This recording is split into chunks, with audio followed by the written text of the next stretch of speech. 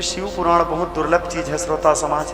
मैं अपने कथा प्रसंग के दरम्यान में आप लोगों को कई बार बोला हूँ, पतित पावनी है शिव पुराण, जीवात्माओं का भी उद्धार करता है।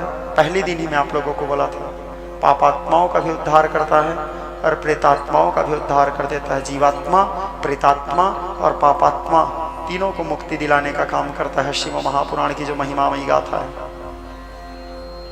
सदा सर्व सभी काल में शुभ सुख और शांति प्रदान, जीते तक भोग और मरने के बाद मोक्ष, भोग और मोक्ष दोनों प्रदान करने वाली कथा है शिव पुराण की जो गाथा है। दूसरा, शिव जी के सगुण साकार लीलाओं का वर्णन किया गया है इसमें, क्योंकि भगवान शिव जी तो निर्गुण है, निर्विशेष है, निराकार है। लेकिन नारद जी ब्रह्मा जी से जब पूछे थे तो नारद जी के पूछने पर ब्रह्मा जी नारद जी को शिव जी के सगुण साकार लीलाओं के वर्णन किए। उसको आगे चल करके सूत जी सौनक आदि ऋषि को सुनाया, जिसको मैं 9 दिन तक आप लोगों को क्रमशः सुनाते गया। शिव महापुराण की कथा तो अनंत है। मैं पहले दिन आप लोगों को बताया था, शिव महापुराण सही 1 लाख श्लोकों वाली पुराण है। कलयुग के जीवों के तरण तारण के लिए उस 1 लाख श्लोकों वाली शिव पुराण को संक्षिप्त करके, सार गर्भित करके 24,000 श्लोक में व्यास जी लिख करके इस पुराण को जो आपके सामने रखा है इसको बनाया 24,000 श्लोक। दूसरा, शिव पुराण की जो कथा है वो अनंत है श्रोता समाज। संसार में से कोई सूर समर्थ नहीं है जो महादेव के संपूर्ण लीलाओं का वर्णन कर दें। शिव पुराण में स्पष्ट कहा गया है, असित गिर समम स्यात् कज्जलम सिंधु पात्रे सुर तरुवर शाखा लेखनी पत्र मुर्वी लिखित गृहीत्वा शारदा सर्वकालम तदपि तव गुणानिमेषम पारम नयाति ही। एक एक शब्दों को ध्यान दो, एक एक शब्दों को। असित गिर समम स्यात् कज्जलम सिंधु पात्रे सुर तरुवर शाखा लेखनी पत्र मुर्वी लिखित गृहीत्वा शारदा सर्वकालम तदपि तव गुणानिमेषम पारम नयाति। कहने का तात्पर्य है असित गिरि समम स्यात्। समझिए अब इसका अर्थ। 7 समुद्रों को यदि हम स्याही बना दें, 7 समुद्रों के जल को यदि हम स्याही बना दें और आसमान को यदि हम कागज बना दें, स्याही किसको? 7 समुद्रों को, आसमान को यदि कागज बना दें और लेखनी यानी कलम किसको बनाए? वो स्याही डुबा डुबा के लिखने के लिए सुर तरुवर शाखा लेखनी पत्र मुर्वी, अर्थात कल्प वृक्ष जिसके नीचे बैठकर हम जो मांगते हैं मिलते हैं, कल्प वृक्ष के डंगाल को यदि हम कलम बनाएं और 7 समुद्रों के स्याही से आसमान रूपी कागज में लिखें, और लिखे भी कौन? लिखित गृहीत्वा शारदा सर्वकालम। स्वयं सरस्वती बैठ करके अनादि काल तक के भी यदि लिखते रहेगी तो भी संपूर्ण शिव जी के लीलाओं को नहीं लिख पाएगी। न इति न इति। कहने का तात्पर्य एक लाइन में बताऊं तो, यो अनंतश्च गुणान् अनंतान् अनुक्रमस्ततो बाल बुद्धे रजान से भूमित गणित कथंचित काले ने नेवाह खिल शक्ति धामना। धरती के रज को गिना जा सकता है, लेकिन महादेव के गुण कर्म और चरित्र को गिन पाना, कह पाना, समझ पाना कठिन है। आप लोग रामायण पढ़ते हैं, सब लोग, लगभग बहुत सारे लोग पढ़ते होंगे। बालकांड में एक दोहा है, आप लोग देखे होंगे, तुलसीदास जी लिखे हैं, चरित सिंधु गिरजापति ही वेद न पावहि पार वरण तुलसीदास किमी मैं मति मंद गंवार। भगवान महादेव के चरित्र को सांगोपांग वर्णन करने का सामर्थ्य संसार में किसी में नहीं है। मैं तो जिस दिन कथा शुरू किया उसी दिन ही आप लोगों को बोल दिया था कि कवि न हो या मैं चतुर कहावां मति अनुसार राम गुण गावां। ना मैं कोई कवि हूँ, न चतुर हूँ, ना मैं विद्या कोई विशेष ज्ञान है मेरे पास। अपने अल्प बुद्धि के अनुसार जो मेरे को थोड़ा बहुत जगन्नाथ जी की कृपा से मिला है उसको मैं आप लोगों को सुनाया। और सुनाया भी क्यों? स्वांतस्य सुखाय, अपने आत्म सुख के लिए सुनाया। निज गिरा पावनी करन कारण, अपने वाणी को पवित्र करने के लिए सुनाया। और ऐसे करते करते आज हमारा अंतिम दिवस आ गया कथा का। यहाँ कल मैं आप लोगों को देवादिदेव भगवान महादेव के विवाह के चरित्र वर्णन किया। शिव जी विवाह किए, कहाँ विवाह किए? पर्वतराज हिमालय के पुत्री माता पार्वती, जो पूर्व जन्म में सती थी, देह परिवर्तन करके हिमालय के यहाँ जब जन्म लिए, अवतरित हुई, प्रकट हुई। सारे देवता लोग आकाश मार्ग से पुष्प वृष्टि के भगवती के जय जयकार किए, और जय जयकार करने के बाद माता के जन्म में सोहर गाए। भोजपुरी में सुनो। मिली जुली गाई के बधैया बधैया गाए सोहर हो, आज लिहली जन्म जगतारन मनुआलो भावन हो। मिली जुली बोले गाई के बधैया बधैया गाए सोहर हो, आज लिहली जन्म जगतारण मनुआलो भावन हो। सातो बहनी शीतला के धामवा मर फल सोहेला हो, आज लिहली जन्म जगतारण मनुआलो भावन हो। सब लोग जगदम्बा के जन्म में सोहर गाए, सब लोग आके नामकरण किए। नारद जी उनको मंत्र दिए, मंत्र के प्रभाव से उस मंत्र को जपने लगी। जपते जपते जपते जपते आखिरी में शिव जी उनके तपस्या से प्रसन्न हुए और ये इनके प्रकार ने नारायण जी के मनाने पर भोले बाबा बारात लेके आए और शिव जी के साथ भोले बाबा के साथ जगदम्बा का विवाह कल हुआ। यहाँ तक की कथा में कल हम लोग पहुंचे थे। शिव जी विवाह किए आनंद के साथ, और विवाह करने के बाद अब शिव बराती के विषय में तो जैसे शिव जी के विषय में नहीं कहा जा सकता, वैसे शिव बराती के विषय में भी नहीं कहा जा सकता। शिव बराती के विषय में तुलसीदास जी एक शब्द बस लिखे कि जो जियत रहा ही बारात देख ही, जो बच गए वही बारात देख पाए, बाकी तो निपट गए बाराती देखने से ही। इतने बाराती थे और इतने विचित्र विचित्र रूप रंग वेशभूषा वाले बाराती थे, देखते ही आधा लोग हार्ट अटैक में खत्म हो गए। शिव बराती पूरा भूत प्रेत पिशाच ब्रह्म राक्षस बेताल लोग पहुंचे थे, ऊ हा ऊ करते हुए हैं। अब कोई भी आदमी आप एक भूत देखोगे तो घबरा जाओगे, वहां तो इतने सारे भूत थे, जहां तक हमारा नजर जाए वहां तक भूत ही भूत। तो तुलसीदास जी कहे जो जियत रही बारात देखें, जो बच गए वही लोग देख पाए। तो भोले बाबा का विवाह हुआ। विवाह होने के बाद ब्राह्मण लोग मंगलाचरण किए। सभी नगर के नर नारी मिलकर के शिव और जगदम्बा दोनों साथ में यज्ञ मंडप में बैठे थे। सब लोग मिलकर के हिमांचल के समस्त नर नारी भोले बाबा और जगदम्बा की आरती किए। करही आरती पूर नर नारी, देह निछावर वेद विसारे। पूरे के नर नारी मिलकर के आरती किए और आरती करने के बाद अपने अपने इच्छा अनुसार सब लोग न्यौछावर दिए। जैसे टिकावन नहीं होता है, तो सब लोग अपने अपने अनुसार न्यौछावर प्रदान किए। और उसके बाद जीवनाशा में अब सारे बाराती लोगों को भोजन कराना है, बाराती को भोजन कराते हैं। भोजन कराने का समय आया। नारद जी जब शिव जी के बारात आ रहा था तो हिमालय को आके पहले बोले, समझाए। क्या समझाए थे कि हिमालय जी, शिव जी के जो बाराती आ रहा है ना, उसकी व्यवस्था थोड़ा ठीक से करना, क्योंकि तो हिमालय बोले कितने बाराती आ रहे हैं? तो नारद जी स्पष्ट बोल दिए थे, बोले संख्याओं के गणना में तो गणना नहीं किया जा सकता कितने आ रहे हैं। मैं ये भी नहीं बोल सकता कि 1 लाख हैं, अरब हैं, शंख हैं, पद्म हैं, कितने मात्रा में आएंगे वो मैं वर्णन नहीं कर सकता कि भोले बाबा के बाराती। तो थोड़ा ध्यान रखना पहले से सब। मैं इसलिए आपको पहले से समझा रहा हूँ ताकि पहले से आप तैयार रहो, क्योंकि अचानक यदि इतने बाराती पहुंच गए तो आप तो घबरा जाओगे। तो हिमालय के अंदर थोड़ा सा अभिमान था, सूक्ष्म अहम।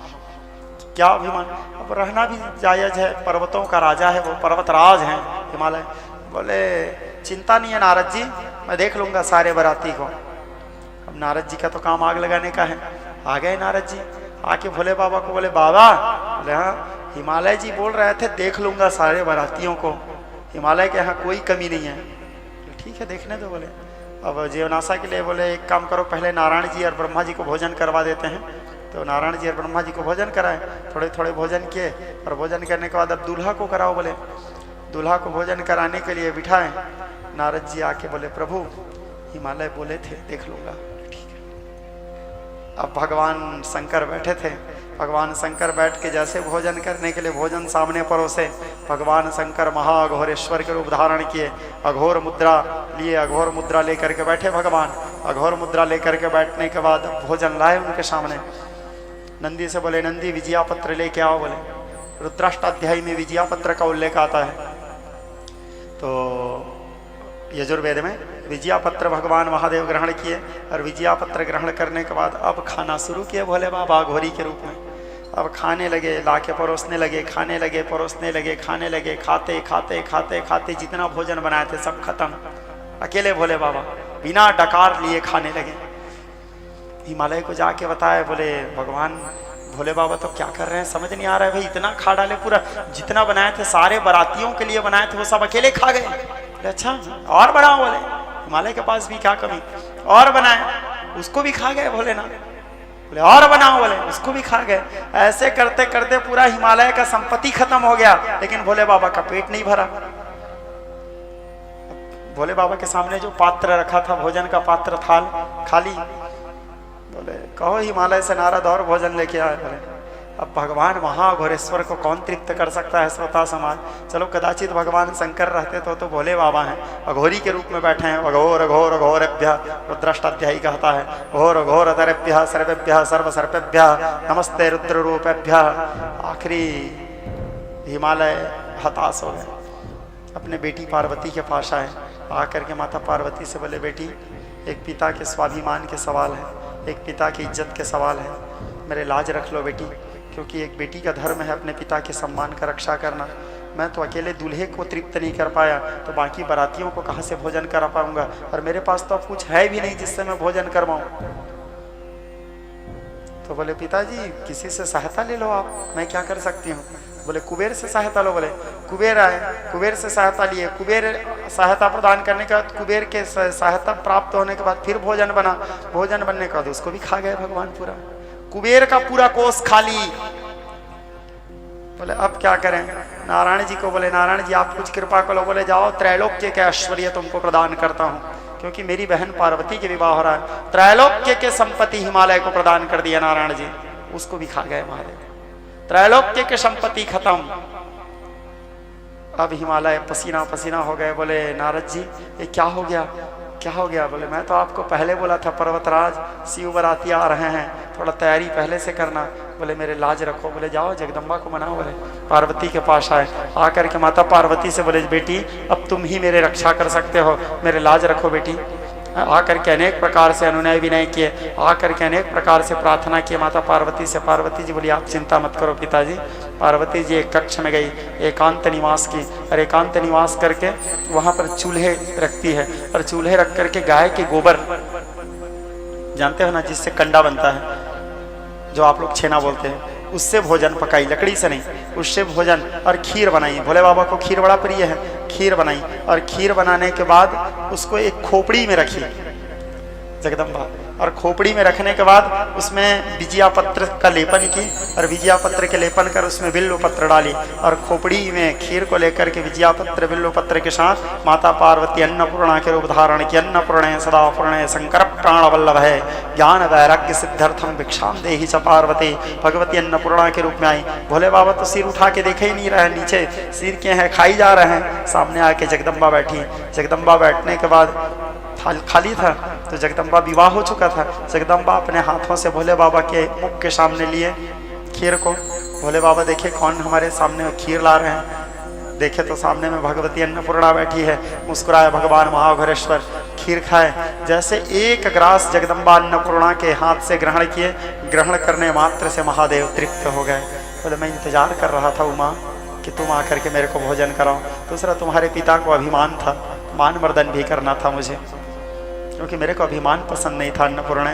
तो जगदम्बा बोली मेरे पिता को क्षमा करना महादेव, आप तृप्त हो गए। वही बचत जो प्रसाद था सारे शिव पार्षदों में बांट दिए, नंदी आदि सब सेवन किए, और जो बचत वहाँ जो खोपड़ी में जो बचा हुआ अन्न का कण था, खीर का कण, उसको लेकर के भंडार कक्ष में भगवती अन्नपूर्णा रखी। जैसे भंडार कक्ष में अन्नपूर्णा जी रखी, जितना भंडार खाली हुए थे सब फिर भर गए। फिर सारे बाराती बैठे, भोजन किए, और भोजन करने के बाद सब तृप्त हुए। सब तृप्त होने के बाद नारद जी बड़े प्रसन्न हो गए। देखे हिमालय, मैंने पहले कहा था महादेव को तृप्त करना साधारण बात नहीं है, महादेव को भोजन में केवल तृप्त भगवती अन्नपूर्णा कर सकती है। तो समझ गया। बोले तो जाओ क्षमा मांगो। बोले हिमालय आए, भगवान महादेव से कहे इत्येषा अंगमयी पूजा श्रीवत्शंकर पादयो अर्पिता तेन देवेशम प्रियताम में सदा शिव तब तत्त्वं न जानामि कीदृशोऽसि महेश्वर यादृशोऽसि महादेवतादृशाय नमो नमः। क्षमा याचना करने के बाद भगवान महाघोरेश्वर सौम्य रूप धारण किए, भगवान शंकर के सहज स्वरूप में आए। शंकर सहज स्वरूप समारा, सहजता के साथ सौम्य रूप धारण किए। ब्रह्मा जी से बोले ब्रह्मा जी विदाई की तैयारी करवाओ, अब कैलाश प्रस्थान करेंगे। विदाई की तैयारी होने लगा। विदाई, बेटी की विदाई जो होता है बड़ा विलक्षण क्षण होता है। पर्वतराज हिमालय रोने लगे, मैना रोने लगी, पूरा हिमांचल नगरी रोने लगे। जगदम्बा को हिमालय बड़े प्रसन्नता के साथ एक सिंह प्रदान किए थे। उस सिंह में माँ जगदम्बा सर्वेश्वरी शिवा आरूढ़ हुई और आरूढ़ होने के बाद शिव जी वृषभ में आरूढ़ हुए और विदाई होने लगा। भोले बाबा थोड़े से हड़बड़ी कर रहे थे, जल्दी चलना है, जल्दी चलना है। क्यों? क्योंकि भोले बाबा ऐसे प्रपंच में कभी फंसे नहीं थे। अब इतने भीड़ में उसको ला करके बिठा दिए थे बैरागी को, और अभी वैराग्य की अवस्था से उठ के सीधा ऐसी अवस्था में आ गए थे भोले बाबा। तो उनको थोड़ा सा व्याकुल लग रहा था। वो अकेले रहने वाले हैं, शमशान में रहने वाले, निर्जन स्थान में रहने वाले। बोले भगवती जगदम्बा का विदाई हुआ, और विदाई होने के बाद भोले बाबा वृषभ में, जगदम्बा सिंह में चढ़ करके कैलाश आए। और कैलाश में आकर के जगदम्बा के साथ भोले बाबा निवास किए। निवास करने के बाद फिर यहाँ पे भोले बाबा दिव्य प्रणय करने लगे जगदम्बा के साथ। इसी बीच में देवादिदेव भगवान महादेव अनेक प्रकार के तंत्र विद्याओं के भी निर्माण किए। बहुत सारे तंत्र विद्या ऐसे हैं जिसके लिए एक गृहस्थ का होना आवश्यक है, जिस तंत्रों को एक ब्रह्मचारी या एक सन्यासी सिद्ध नहीं कर सकता, जिसके लिए एक गृहस्थ होना आवश्यक है। तो संसार के लिए देवादिदेव महादेव गृहस्थ आश्रम में आकर के शुद्ध तंत्रों की रचना किए। योनि साधना, तंत्र साधना और अनेक प्रकार के काम शास्त्रों की भी रचना किए। और जगदम्बा को अनेक प्रकार के उपदेश किए, काम शास्त्र का उपदेश किए, योनि तंत्र साधना का उपदेश किए, मारण, मोहन, स्तंभन, उच्चाटन, विद्वेषण आदि समस्त तंत्र क्रियाओं का ज्ञान रचना करके देवादिदेव भगवान महादेव जगदम्बा को सुनाए। और जगदम्बा को सुनाने के बाद फिर संसार को प्रकाशित किए। और संसार को प्रकाशित करने के बाद इसी बीच में देवादिदेव भगवान महादेव 1 लाख तंत्र विद्याओं के रचना किए। 1 लाख। अब विचार, और सब को रचना करके जगदम्बा को ही सुनाए। सबसे पहले तंत्रों के श्रोता कौन है? जगदम्बा। अब विचार किए, बोले ये सबको मैं क्या करूंगा? तो रावण को बुलाया, बोले इधर आ बेटा। बोले रावण उनके शिष्य थे। बोले आदेश गुरुदेव। बोले जाओ परशुराम को बुलाओ। बोले परशुराम को बुलाए, शुक्राचार्य को बुलाए, देवगुरु बृहस्पति को बुलाए, बाणासुर को बुलाए, और भी जितने शिव जी के ऐसे मुख्य भक्त लोग थे जो प्रमुख थे, उन सबको रावण, शुक्राचार्य, बाणासुर, भगवान परशुराम जो महादेव के प्रिय शिष्य हैं, इन सब लोगों को बुलाए। सबको बुलाने के बाद ब्रह्मा जी को भी बुलाए। और 1 लाख जो तंत्र के रचना किए थे, कुछ रावण को दिए, बोले ये तुम रखो बेटा। कुछ ब्रह्मा जी को दिए, कुछ शुक्राचार्य को दिए, कुछ परशुराम जी को दिए। और जितने भी अस्त्र शस्त्र के कोष थे, वो सारे अस्त्र शस्त्र कोष परशुराम जी को प्रदान किए। महादेव ही प्रदान किए थे परशुराम जी को। परशुराम जी बोले प्रभु मैं तो ब्राह्मण हूँ, मैं सारे अस्त्र शस्त्रों को क्या करूँगा? देवादिदेव भगवान महादेव बोले पुत्र तुम ब्राह्मण हो, सारे संसार को शिक्षा दोगे।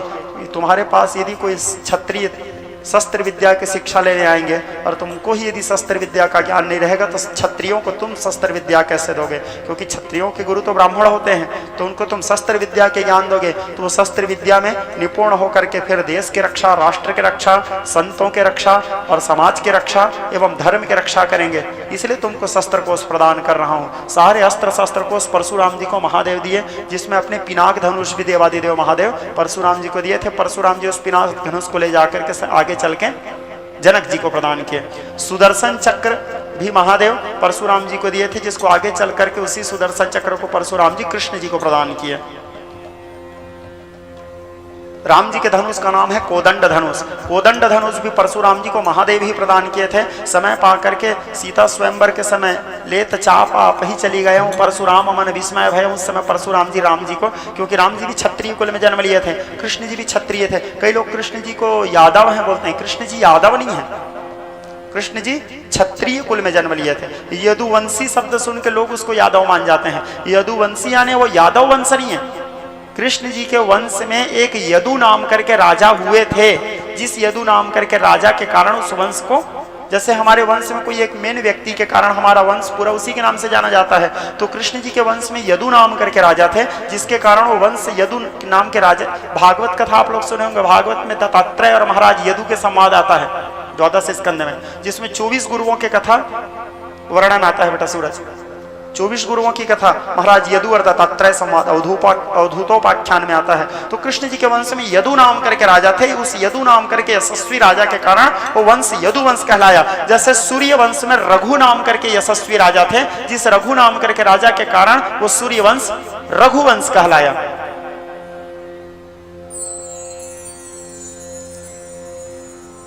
तो विज्ञ रसिक सुनहि श्रोता समाज, कृष्ण जी क्षत्रिय थे। हाँ, यादव के घर में उनका पालन पोषण हुआ।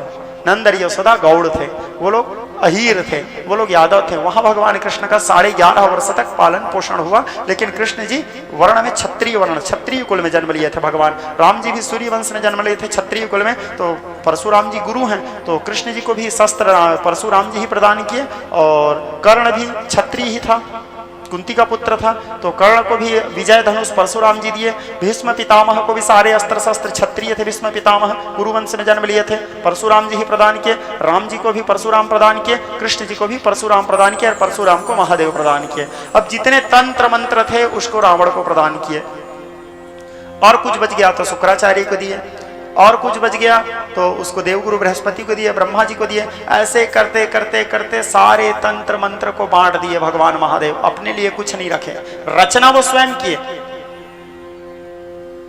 कई लोग भगवान शंकर को भी तांत्रिक मानते हैं। भगवान शंकर तांत्रिक नहीं है, वो तंत्र को पैदा करते हैं, तंत्र वहां से जन्म लेता है।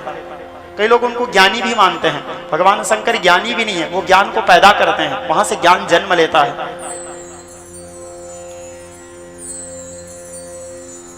इसीलिए तो माता पार्वती बोली थी जब सप्तर्षि आए थे, तो मैंने तो प्रेमी की संज्ञा उसे दे रखी है कि ज्ञानियों के ज्ञान जिसे मौन से निहारता है। मैंने तो प्रेमी की संज्ञा उसे दे रखी है कि ज्ञानियों के ज्ञान जिसे मौन से निहारता है। भाव भंगिमा बस उसी पे समर्पित है, विधि का विधान जिसे वैराग्य कह पुकारता है। तो भगवान महादेव सबको बांट दिए, अपने लिए कुछ नहीं रखे। तो माता पार्वती बोली, प्रभु सारे शस्त्र बांट दिए, सारे तंत्र बांट दिए, अब आपके पास क्या बचा? तो बोले 2 अक्षर बचा के रखा हूँ। बोले वो क्या है? तो पार्वती को बोले रा और म, वो मैं अपने लिए रखा हूँ। बोले मेरे लिए तंत्र कहो, मंत्र कहो, विद्या कहो, सब केवल यही है। और भोले बाबा ना तो कोई तंत्र का प्रयोग किए, ना कोई मंत्र का, ना कोई अस्त्र का, ना शस्त्र का, सबको परोपकार में रावण आदि सबको बांट दिए। और बांटने के बाद केवल 2 अक्षर बस को अपने पास रखें, और बोले इसी बस को हम जपेंगे, बाकी जितना चीज़ है उनको दुनिया वाले जपें। और जो 2 अक्षर था उसको भोले बाबा रखें। मानस में उल्लेख भी आता है, महामंत्र सोई जपत महे सो। बोले हमारे लिए केवल महामंत्र है, हम केवल इसी महामंत्र को जपेंगे, क्योंकि तरण तारण केवल महामंत्र ही है। स्पष्ट भोले बाबा का केवल महामंत्र, महामंत्र को महादेव अपने लिए रखे, बाकी सबको बांटे। और फिर जगदम्बा के साथ दिव्य प्रणय करने लगे, और दिव्य प्रणय करते करते अनेक प्रकार से काम क्रीड़ा करने लगे, क्योंकि कार्तिकेय जी को जन्म देता है। तो भोले बाबा वैरागी शिव अब भोगी शिव बन गए, भोग करने लगे, अनेक प्रकार के भोग भोगने लगे। शिव जी मान महादेव से बड़े कोई भोगी भी नहीं है, और उनसे बड़े कोई वैरागी भी नहीं है। यदि वो भोग वासना में यदि भोले बाबा लिप्त हुए तो उनका तो स्पष्ट वो कहते हैं, ब्रह्मवाच महामौन का मुखर घोष।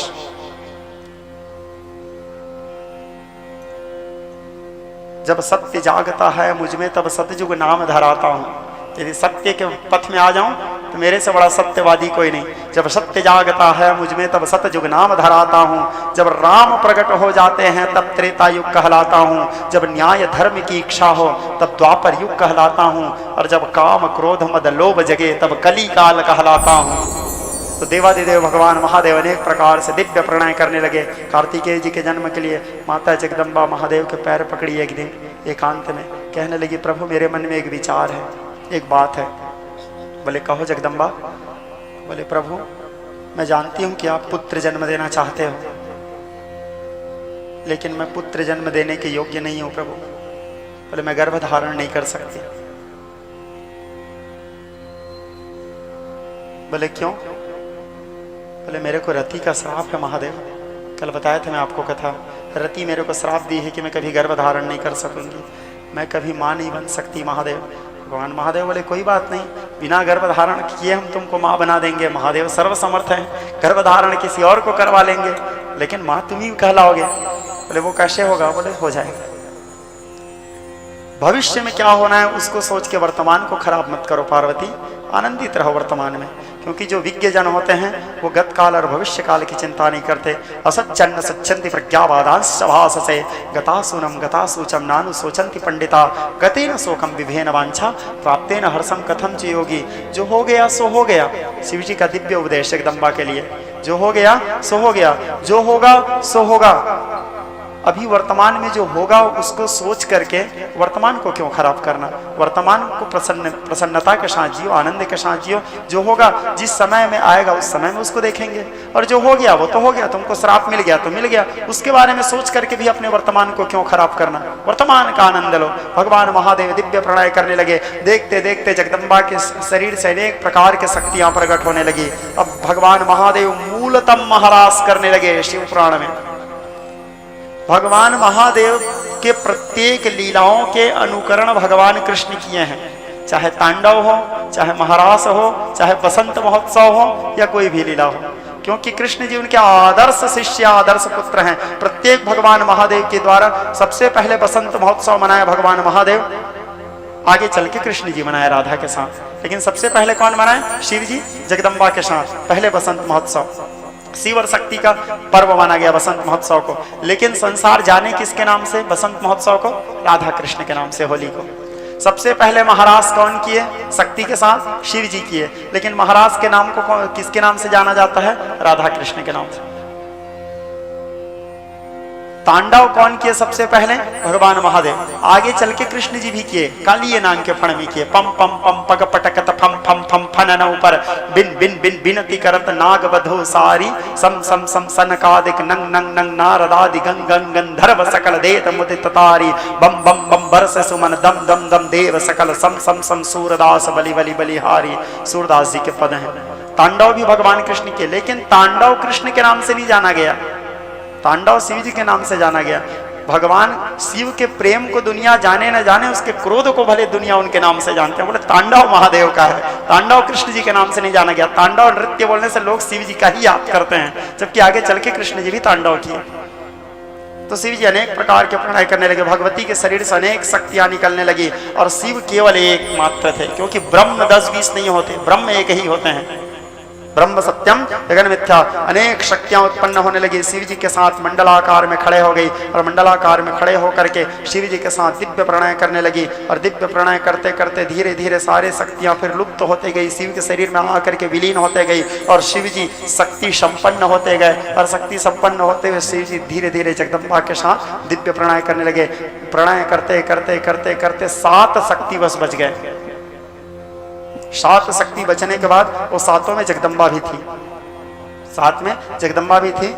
और जगदम्बा अनेक शक्ति 7 दिव्य शक्तियों के साथ फिर शिव जी के साथ रमण करने लगे, प्रणय करने लगे, जिसको 7 बहनियां भी बोलते हो आप लोग। वो दिव्य 7 शक्ति के साथ भोले बाबा फिर दिव्य नृत्य करने लगे, और अनेक प्रकार के नृत्य करते हुए अनेक प्रकार के नृत्य कला की उत्पत्ति करता भी भगवान महादेव है। अनेक प्रकार के नृत्य कला करते हुए डमरू के नाद से ए अ आ ई उ वर्णमाला भी भगवान महादेव के डमरू से ही निकले हैं।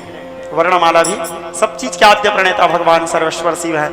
डमरू के से वर्णमाला निकाले, और भगवान महादेव जगदम्बा के साथ वो 7 बहनों वाले जो स्वरूप धारण की थी जगदम्बा, उनके साथ नृत्य करने लगे। सर्वेश्वर भगवान शिव वैरागी शिव प्रेमी शिव बनकर के जगदम्बा के साथ अनेक प्रकार के दिव्य प्रणय करने लगे। प्रणय करते करते करते करते कुछ समय बीता। दिव्य भगवान महादेव के शरीर में अनंग वर्धन होने लगा, उनके स्वयं की इच्छा से जगदम्बा के साथ विहार करते समय। और अनंग वर्धन होने के बाद देवादिदेव सर्वेश्वर भगवान शिव के तेज स्खलित हुआ। जब वीर्य स्खलित हुआ भोलेनाथ के, तो वीर्य को जगदम्बा धारण की, संभाली, और संभालने के बाद उसको जल में प्रवाहित की। जल में वह भगवान महादेव के दिव्य तेज 6 भागों में विभक्त हो गए, और आगे जल में 6 कुल के ऋषि लोग जाकर के स्नान कर रहे थे, प्रातः संध्या कर रहे थे। स्नान करते समय वह जो 6 भाग में बटा हुआ दिव्य तेज था, स्नान करते समय 6 कुलों के ऋषियों के हाथ में पड़ा। वो तेज को वह 6 कुल के ऋषि लोग ग्रहण किए, ऋषि पत्नी लोग ग्रहण किए, और ग्रहण करने के बाद सभी लोगों के गर्भ में वह दिव्य तेज बढ़ने लगा। बढ़ते बढ़ते बढ़ते शुभ समय पा करके 6 मांस के पिंड को 6 कुल के ऋषि जन्म दिए। वह 6 मांस के पिंड को एकत्र करके दिव्य बालक के रूप में उसको परिणित करके 6 सिर वाले बालक के रूप में भगवान महादेव उसको दिव्य बालक बनाए, जो कहलाए सडानन, यानी 6 मुख वाला, जो कहलाए स्कंद या कार्तिकेय का कुमार कार्तिकेय के जन्म हुआ। भगवान महादेव उसको कैलाश में लाए, ला करके उसको पार्वती के गोद में प्रदान किए। अब पार्वती बनी जगन माता से माता, कार्तिकेय के माता कहलाई। अब धीरे धीरे सारे देवता लोग प्रसन्न हुए, क्योंकि कार्तिक के जन्म का इंतजार सबको था, क्योंकि तारकासुर का वध केवल कार्तिकेय के हाथ में लिखा था, कार्तिकेय ही उसको मार सकते थे। कार्तिकेय का पालन पोषण होने लगा। कार्तिकेय पालन पोषण होते होते जब 5 वर्ष की अवस्था में आए, तब भगवान महादेव बोले, उमा अब इसके प्रति तुम्हारा जो कर्तव्य था वो पूर्ण हुआ, अब इस बालक को मैं संभालूंगा। भगवान महादेव कार्तिकेय को माता पार्वती से दूर कर दिए, माता के स्नेह, माता के प्रेम से अलग कर दिए, वंचित कर दिए, क्योंकि शिक्षा के लिए गृह त्यागी होना भी आवश्यक है। क्योंकि विद्यार्थी के अंदर 5 गुण होना चाहिए, काक चेष्टा बको ध्यानम श्वान निद्रा तथैव च अल्पाहारी गृह त्यागी विद्यार्थी पंचरक्षणम। तो यदि वो अपने माता के साथ रहता तो माया मोह में फंसे रहता और वो शिक्षा प्राप्त नहीं कर पाता। कुमार कार्तिकेय को शिक्षा की आवश्यकता है, स्वयं भगवान महादेव उसके गुरु बने। बोले, पुत्र ध्यान रखना, जब तक मैं तुमको शिक्षा दे रहा हूँ, मैं तुम्हारे पिता हूँ, इस बात को ध्यान मत रखना, केवल गुरु भाव में मेरे दिग्दर्शन करना। कुमार कार्तिकेय भी पूर्ण शुद्ध भाव से केवल गुरु मान करके भगवान महादेव को उनकी सेवा करने लगे और महादेव उनको अनेक प्रकार के, कार्तिकेय जी को भी तंत्र विद्या में निपुण किए, फिर शस्त्र विद्या की शिक्षा देने लगे, फिर युद्ध कला की शिक्षा दिए और सभी प्रकार के युद्ध में निपुण होने करते करते करते करते कुमार कार्तिकेय 16 वर्ष की अवस्था में आए। 16 वर्ष की अवस्था में आते आते कुमार कार्तिकेय सभी प्रकार के युद्ध कला में, सभी प्रकार के अस्त्र शस्त्रों में संघान करने में निपुण हो गए। उसके बाद भगवान महादेव कुमार कार्तिकेय को माहेश्वर अस्त्र और पाशुपतास्त्र दोनों दिव्य अस्त्र प्रदान किए। दिव्य अस्त्र प्रदान करने के बाद सारे देवताओं, ऋषि मुनि, यक्ष गंधर्व किन्नरों को बुलाए, बोले, ये मेरा पुत्र, मैं इसको सभी प्रकार के युद्ध विद्या में निपुण किया हूँ, एक दिन बस ये और पार्वती के साथ रहेगी, क्योंकि 5 वर्ष की अवस्था से मैं इसको अलग कर दिया था, तो ये अपने माता सुख का अनुभव कर ले और पार्वती भी पुत्र सुख का अनुभव कर ले। उसके बाद मैं इस पुत्र को जन कल्याण के लिए तुम सभी को समर्पित कर दूंगा। भगवान महादेव, समय आया सती का त्याग, समय आया। एक गृहस्थ आश्रम में कितना त्याग होता है, कौन कौन से संघर्ष का सामना करना पड़ता है, कितना कसौटी करना पड़ता है। और महादेव के जीवन ही केवल त्यागमय स्वरूप था, पग पग में केवल त्याग किए हैं। सबसे पहले तो ब्रह्मा जी के लिए शक्ति का त्याग कर दिए, ब्रह्मा जी को दे दिए सृष्टि कार्य के लिए, कथा बताया था। फिर ब्रह्मा जी शक्ति प्राप्त करके सृष्टि के, सती का जन्म हुआ, समय आया, राम जी के लिए सती का त्याग किए। आज एक पुत्र को अपने माता से अलग करवा दिए, एक माता को पुत्र से अलग करवा दिए, स्वयं एक पुत्र से अलग रहे, केवल गुरु भाव में उसको शिक्षा दिए। अब एक दिन के लिए माता पार्वती के साथ रहे, माता पार्वती उनको अनेक प्रकार के लाड दुलार की। दूसरा दिन सारे देवता उनको अपने सेनाओं में, देवताओं की जो सेना है उसमें सेनापति बनाए, प्रधान सेनापति। देवताओं के सेनापति कुमार कार्तिकेय हैं। अब कार्तिकेय जा करके ताड़कासुर को युद्ध के लिए ललकारे। ताड़कासुर अपने पूरे सेना लेकर के आए, दोनों के बीच में घमासान युद्ध चलने लगा। युद्ध करते करते सबसे पहले इंद्र के साथ लड़े, इंद्र का ताड़कासुर से पराजित हो गए। वरुण आए, वरुण पराजित हो गए। वरुण के बाद फिर कुबेर आए, वो भी ताड़कासुर से पराजित हुए। उसके बाद अग्नि आए, वो भी पराजित हुए। यमराज आए, यमराज भी ताड़कासुर से हार गए। काल आए, काल भी ताड़कासुर से हार गए। आखिरी में फिर उनसे लड़ने के लिए वीरभद्र गए, वीरभद्र भी ताड़कासुर से परास्त हो गए। श्रृंगी भृंगी गए, वो भी ताड़कासुर से परास्त हो गए। फिर आखिरी में ताड़कासुर से लड़ने के लिए नंदी आए। नंदी आए तो नंदी के साथ फिर ताड़कासुर का युद्ध चलने लगा। बराबरी में दोनों युद्ध करने लगे, ना नंदी हार रहे थे ना ताड़कासुर। अंततो गत्वा नंदी भी हार गए ताड़कासुर से, नंदी भी परास्त हुए। नंदी को परास्त होते देख करके फिर नारायण जी युद्ध भूमि में आए। अब नारायण जी के साथ ताड़कासुर का युद्ध चलने लगा। युद्ध करते करते करते करते बहुत समय बीता, ना तो ताड़कासुर हार रहे हैं ना तो नारायण जी हार रहे हैं। ताड़कासुर को वरदान है कि ताड़कासुर केवल शिव पुत्र के हाथ ही मरेगा और हारेगा, और नारायण जी हार सकते नहीं हैं। नारायण जी पराजय का स्वाद चख ही नहीं सकते। नारायण जी का केवल एकमात्र संसार में नारायण ही ऐसे हैं जिसको अपराजय योद्धा कहा गया है, जो आज तक कभी पराजित नहीं हुए हैं। भगवान शंकर भी एक बार पराजित हुए थे कृष्ण जी से।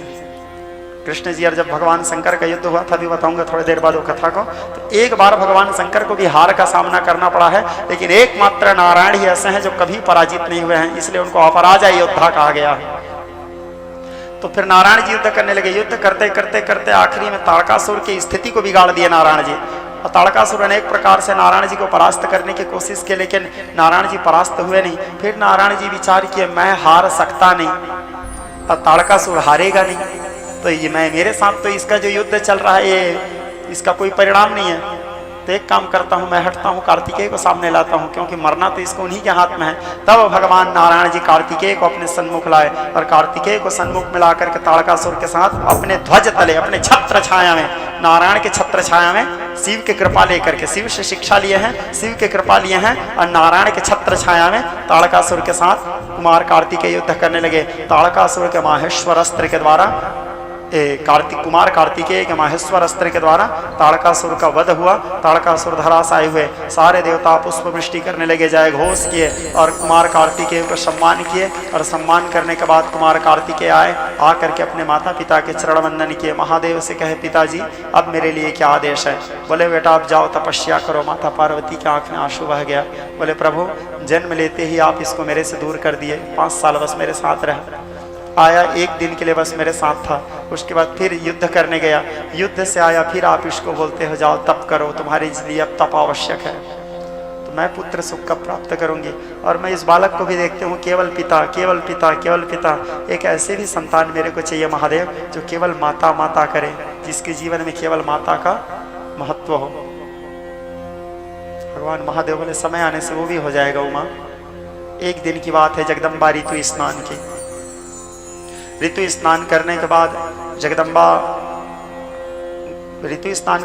जगदम्बा क्या है, 7 दिन तक भगवान महादेव के सन्मुख नहीं आती, क्योंकि पूर्ण शुद्ध केवल 7वां दिन में माना गया है।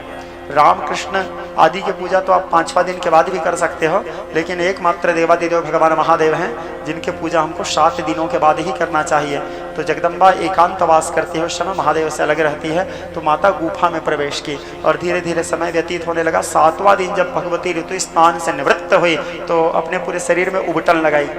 अब उस जमाने में साबुन नहीं था, तो बेसन और हल्दी उबटन लगाई, पूरे शरीर में लेपन की। और सरसों के तेल को बहुत पवित्र माना गया है। सरसों के तेल से भगवती स्नान करने लगी। गौ के गोबर लगा करके, सुरहीन गौ के गोबर से भगवती आच्छादित हुई और पवित्र होकर के जब भगवती स्नान करने लगी, स्नान करते समय फिर वो सारे उबटन को बाहर निकाली। अब निकालने के बाद थोड़ी देर तक सरसों तेल के लेपन की जगदम्बा। अब लेपन करके तुरंत तो नहीं नहाना है, थोड़ी देर बैठना है, तो बैठे बैठे करूं क्या? तो जगदम्बा का वो जितना मैल निकला हुआ था उपटन, उसको जगदम्बा धीरे धीरे खेलते हुए 2-4 उनके सखी लोग बस उनके साथ थे, महादेव अलग थे। अब महादेव को उधर लगा, आज तो 7वां दिन है, जगदम्बा ऋतु स्नान से निवृत्त हुई है, हमको भोजन करवाएगी, शायद हमारे लिए भोजन तैयार कर रही होगी, क्योंकि बिना जगदम्बा के हाथ के अभी मैं बताया भोले बाबा तृप्त नहीं होते। तो आज भोले बाबा को भी इंतजार है उनके हाथ से भोजन करने का। भोले बाबा अपने आसन से उठे, जगदम्बा से मिलने चले। अब इधर जगदम्बा देखते देखते धीरे धीरे सुंदर एक मूर्ति बनाने लगी। जगदम्बा क्या है, निरंतर नारायण का चिंतन करते रहती है, नारायण से बहुत प्रेम करती है, सदैव अपने आप को उनके दासी मानती है। तो जगदम्बा नारायण की चिंतन करते करते बनाने लगी। अब बनाते बनाते चिंतन का असर होता है, जैसे भृंगी कीट, कथा बताया था मैं, 24 गुरु में आता है। चिंतन करते करते हम उसी के रूप को धारण कर लेते हैं। तो नारायण की स्मरण करते करते करते करते करते करते वो बालक के निर्माण की पूरा भगवान विष्णु जी की आकृति बना डाली वो नारायण जी की। अब नारायण जी की आकृति बनाने के बाद जगदम्बा को बड़ा सुंदर लगा, तो वहां पे जगदम्बा कुमकुम रखी हुई थी। ऋतु काल में बंधन को सुहाग का मुख्य स्थान माना गया है हमारे ग्रंथों में।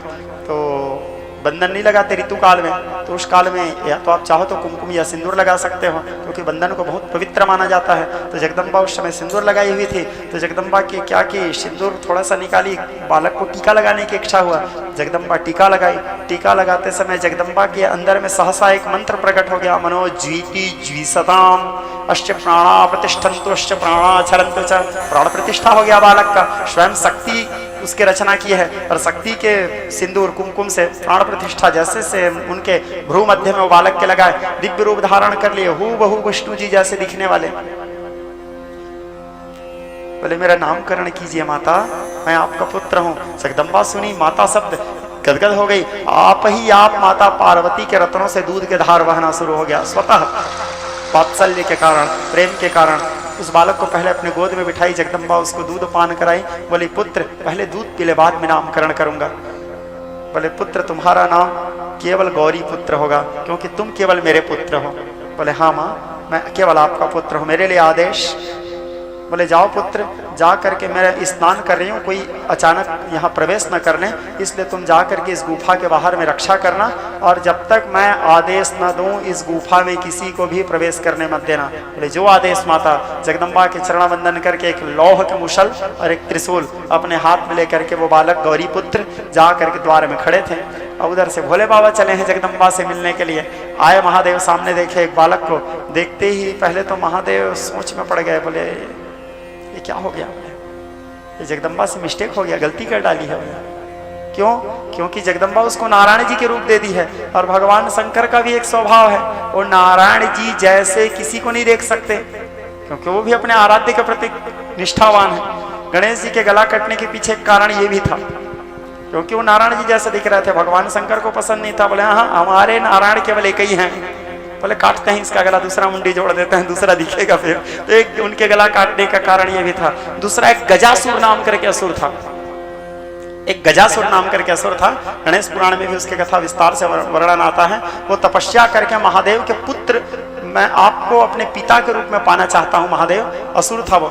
तो जब वो हाथी की योनि को प्राप्त किया, महादेव उनके ऊपर प्रसन्न थे। बड़ा विस्तृत कथा है गणेश पुराण का। तो महादेव उनको आशीर्वाद दिए थे, बोले समय आएगा गजासुर तो मैं तेरे को अपने पुत्र बनाऊंगा, और वो गजासुर के वरदान को भी आज पूरा करना है। मैं तुमको पुत्र सुख प्रदान करूंगा और तुम्हारे पिता बनूंगा मैं, तुम महादेव के पुत्र कहलाओगे। तो गजासुर को भी वरदान है महादेव का। तो अब महादेव आए देखे सामने में, तो समझ गए मेरा पुत्र है भगवान महादेव। तो त्रिकालज्ञ सर्वज्ञ शिव बोले पुत्र मार्ग से हटो, मेरे को तुम्हारी माता से मिलना है। बोले आप कौन हो? बोले मैं तुम्हारा पिता हूं पुत्र। बोले हम नहीं जानते आपको। भगवान महादेव को भ्रुकुटी चढ़ गया। बोले पुत्र मेरे मार्ग से हटो, मेरे को तुम्हारे माता से मिलना है, मेरे भोजन का समय हुआ है पुत्र। गणेश जी बोले जब तक माता मेरे को आदेश नहीं करेगी मैं अंदर किसी को जाने नहीं दे सकता। बोले तुम अपने पिता से बात कर रहे हो पुत्र, मैं तुम्हारा पिता हूँ। मेरा सम्मान तुम जिस माता के कह रहे हो वो तुम्हारी माता तक मेरे आदेश का या मेरे बातों का सम्मान करती है। बोले वो मेरी माता का समस्या है, मेरा नहीं। मैं केवल अपने माता के सम्मान करता हूँ, और मेरे माता कही है कि उनके आदेश के बिना मैं किसी को जाने नहीं दे सकता। सो या तो आप मेरे को अपने मार्ग से हटाओ, युद्ध करो मेरे साथ और मेरे को मार्ग से हटा के अंदर जाओ, या तो आप वापस लौट जाओ। भगवान शंकर मारे क्रोध के पैर पटकते हुए वहां से गए, चिल्लाए नंदे। नंदी पूरे सारे शिवगण दौड़ते आए। बोले जाओ जाके उस मूर्ख बालक को समझाओ, मेरे और शक्ति के बीच में वो बाधा बन के खड़ा है। नंदी आए, आके समझाए। समझाने के बाद अब गणेश जी के साथ संवाद चलते चलते विवाद शुरू हो गया। अब सारे शिवगण को पीटने लगे गणेश जी। बेचारे सारे शिवगण त्राही त्राही होते हुए भागे। आकर के महादेव को बोले प्रभु हम सबको मार रहा है वो बालक। महादेव का क्रोध और बढ़ गया। बोले इंद्र आए पूरी सेना लेके। बोले आदेश, बोले जाओ उस बालक को मार्ग से हटाओ। बोले प्रभु मार्ग से हटाने के लिए कुछ क्षति यदि हो गया तो उस बालक का, बोले जाओ मैं आदेश देता हूँ क्षति भी कर दो उसको।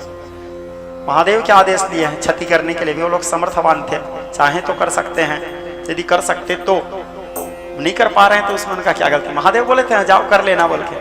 अब आए वो लोग, इंद्र युद्ध की इंद्र हार गए, वरुण युद्ध किए वो हार गए, यम युद्ध किए हार गए, काल हार गए। जब सब युद्ध में हार गए तब आखिरी में पता चला महादेव को कि सब युद्ध सारे देवता हार गए। फिर भगवान महादेव अपने सर्वश्रेष्ठ शिष्य परशुराम को याद किए। बोले पुत्र परशुराम। भगवान भार्गव पहुंचे। परशुराम जी का एक नाम भार्गव भी है। भार्गव आए, बोले आदेश गुरु श्रेष्ठ। बोले जाओ पुत्र उस दंड बालक को मार्ग से हटाओ, तुम्हारे माता और मेरे बीच में वो बाधा बनकर खड़ा है। अपने गुरु की कृपा लेकर के भगवान परशुराम जी गुरु के आदेश पालन करते हुए चले। जा करके गणेश जी को पहले ज्ञान दिए, क्योंकि गुरु हैं, ब्राह्मण हैं परशुराम जी भी, तो उनको शिक्षा दी है। नहीं माने। गणेश जी के साथ परशुराम जी के साथ युद्ध आरंभ हुआ। युद्ध करते करते करते करते घमासान युद्ध चला। परशुराम जी फरसा प्रहार किए गणेश जी के गालों में थोड़ा सा लगा उनके, और गालों में लगने से यहाँ पे रक्त निकलने लगे गणेश जी के, क्योंकि परशुराम जी पर आ जाइए होता है। फिर युद्ध चलने लगा। युद्ध चलते चलते चलते चलते आखिरी में गणेश जी के मुदगर के प्रहार भगवान परशुराम जी के सीना में लगा। परशुराम जी धराशायी हुए और परशुराम जी वापस आ गए। बोले गुरुदेव अलकरहा लड़का है गुरुदेव। बोले उसको मैं नहीं जीत पाऊंगा। तो बोले मैं भी परास्त हो गया। भगवान महादेव देखे, बोले परशुराम परास्त हो गए तो भगवान महादेव समझ गए कि पार्वती इसको दिव्य शक्ति प्रदान किया, क्योंकि स्वयं शक्ति उनको शक्ति दी है। भगवान महादेव बोले तो अब मैं जा रहा हूँ। आखिरी में महादेव आए, बोले तुमसे अंतिम बार कह रहा हूँ पुत्र, मेरे मार्ग से हट जाओ, क्योंकि तुम्हारे मैया से मेरे को मिलना है। बोले मैं जब तक माता आदेश नहीं करेगी मार्ग से नहीं हटूंगा। बोले मैं महादेव हूँ पुत्र। बोले तो मैं क्या करूँ महादेव? बोले आप महादेव हो तो मैं क्या करूं? मेरे लिए तो केवल महादेव भी मेरी माँ है, भगवान भी मेरी माँ है, सब चीज केवल माँ। मैं माँ के छोड़ कुछ नहीं जानता।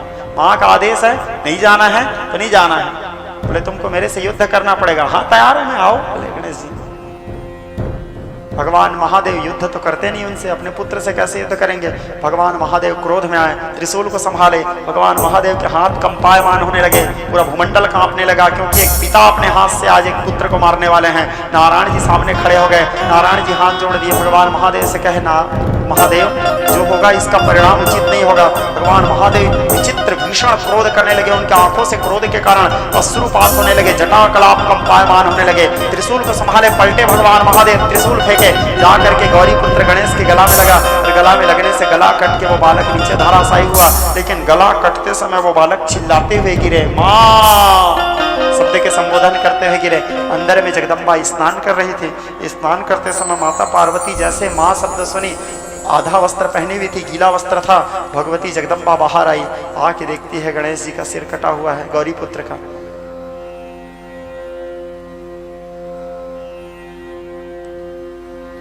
जगदम्बा सारे देवताओं को देखी, नारायण जी सिर नीचे करके खड़े हैं, ब्रह्मा जी, सारे देवता।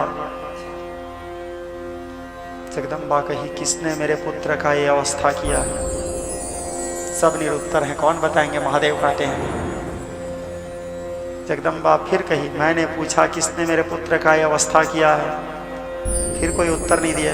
भगवती भीषण क्रोध की अपने पैरों को पृथ्वी में पटकती है। सुर ललनाव तथे तथे तथा विनयत्र नृत्य रते कुत कुथा कुक दो दिड़ दाड़ी के तालक तू मल गान रते दुदुकुट छंद मृदत्तनि धीर मृदंग निराजयते।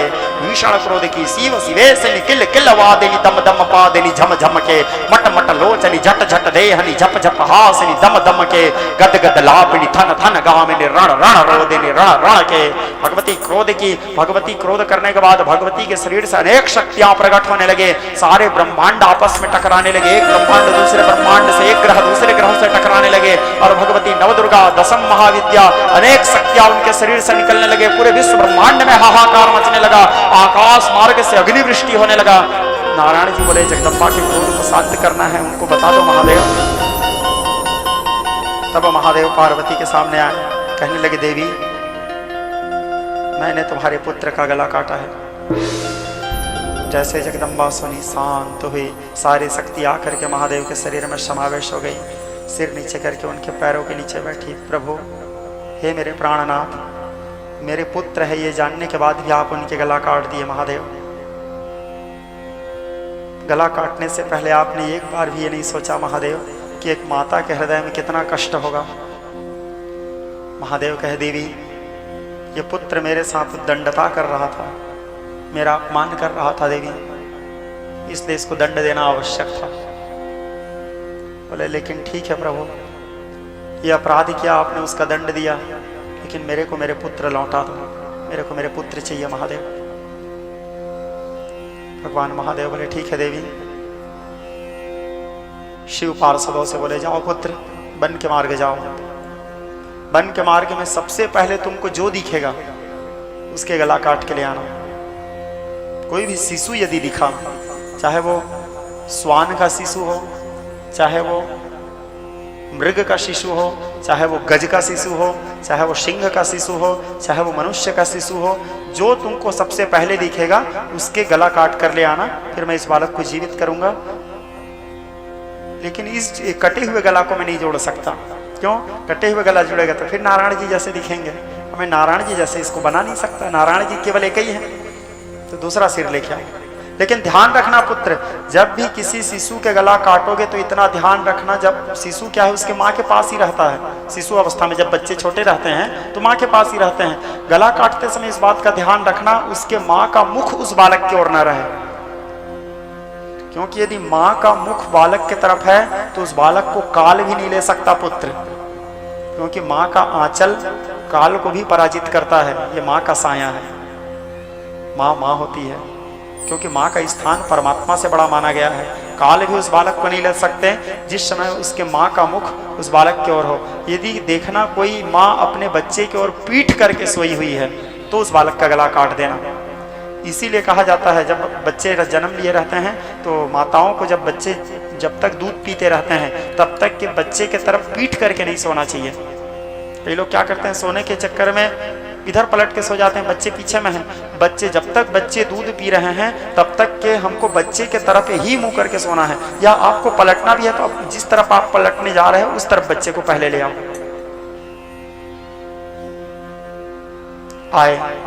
आने के बाद सारे शिवगण देखे, एक हथनी सोई हुई थी, वो पलट के सोई हुई थी, सबसे पहले उसी को देखे। उसके पीठ के तरफ में छोटा सा हाथी का बच्चा था, वही गजासुर था पूर्व जन्म का, जो महादेव से वरदान मांगा था मैं आपके पुत्र रूप में आपको पिता मानना चाहता हूँ। उस गजासुर के गला काटे, गला काट करके लेके आ गए। यदि माँ का मुंह उस तरफ रहता तो शिवगण उसके भी सिर नहीं काट सकते थे, क्योंकि माँ का स्थान बहुत बड़ा स्थान होता है। श्रोता समाज ला के महादेव को प्रदान किए, उसके सिर में जोड़े। महादेव तो मृत्युंजय है, मृत्यु के देवता हैं। तो जोड़ने के बाद फिर वो बालक जीवित हुआ, और जीवित होने के बाद सबसे पहले वो माता पार्वती को प्रणाम किए। भगवान महादेव बोले, पार्वती मैं तुमको संतुष्ट करने के लिए तुमको वचन देता हूँ कि आज के बाद पूरा संसार इसको अग्र पूजा करेगा। मेरे सारे जितने भी शिवगण हैं इन सारे शिवगणों का मुखिया ये होगा, इसलिए संसार इसको गणपति कहेंगे, सभी गणों के अधिपति होंगे। ये इसको गणेश नाम से संबोधित करेंगे। दूसरा कोई भी यज्ञ हो, चाहे वो मंत्र क्रियाओं का यज्ञ हो या तंत्र क्रियाओं का यज्ञ हो, कोई भी साधना हो, कोई भी उपासना हो, कोई भी भक्ति हो, सबसे पहले इनके पूजा अनिवार्य रहेगा। इनके पूजा किए बिना यदि कोई व्यक्ति किसी भी प्रकार के पूजा या उपासना करेंगे तो वो पूजा पूर्ण फलीभूत नहीं होगा। इसलिए मैं इसको अग्र पूजा का सम्मान देता हूँ, और मैं चाहता हूँ कि इसके सबसे पहले पूजा भी हम दोनों ही करें। गणेश जी को बिठा के सबसे पहले उसके पूजा भगवान महादेव और भगवती पार्वती, उनके सबसे पहले पूजा किए, अग्र पूजा करवाए भगवान गणेश जी के। उसके बाद फिर लक्ष्मी नारायण पूजा किए, फिर ब्रह्मा जी और सावित्री पूजा किए, फिर माता सरस्वती पूजा की, फिर सारे शिवगण पूजा किए, फिर सारे ऋषि मुनि पूजा किए, फिर सारे देवता लोग पूजा किए। उस दिन से फिर गणेश जी अग्र पूजित हुए, और फिर माता पार्वती के पुत्र हो गए गणेश जी, शिव जी के पुत्र हो गए कार्तिकेय जी।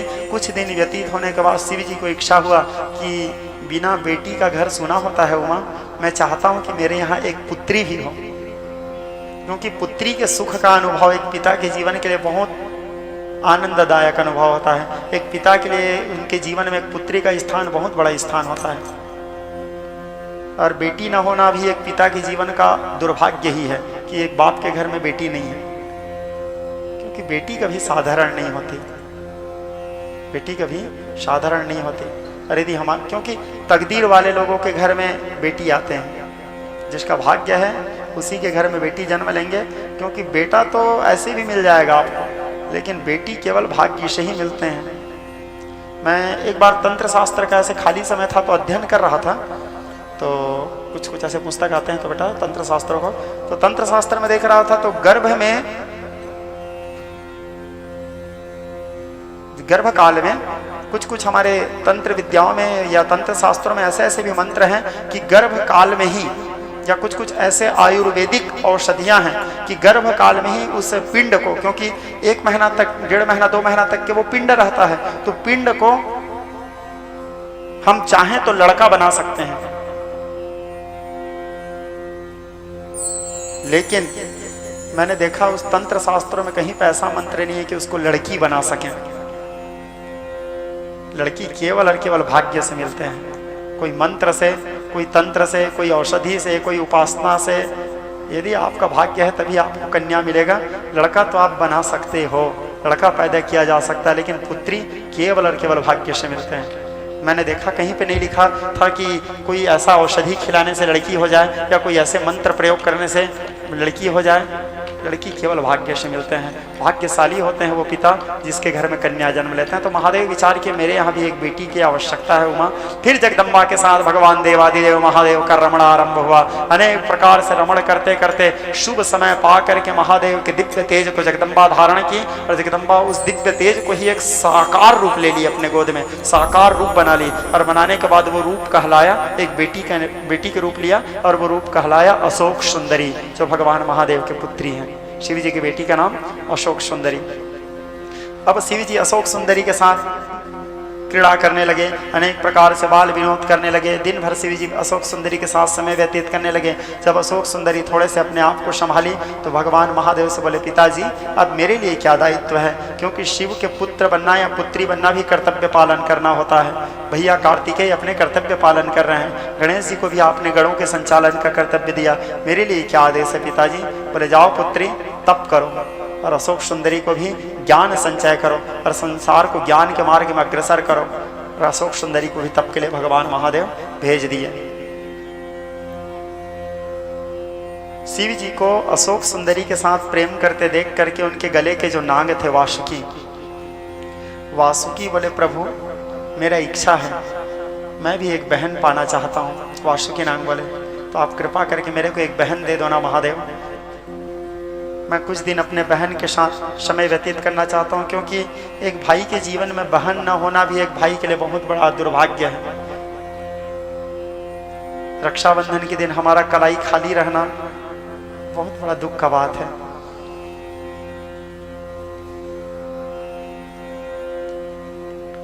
मेरे को एक बहन चाहिए महादेव, मैं आपका सेवक हूँ, मेरे को बहन दे दो महादेव। बार बार जब भगवान महादेव से निवेदन किए तो महादेव अपने मन से एक और बेटी को जन्म दिए।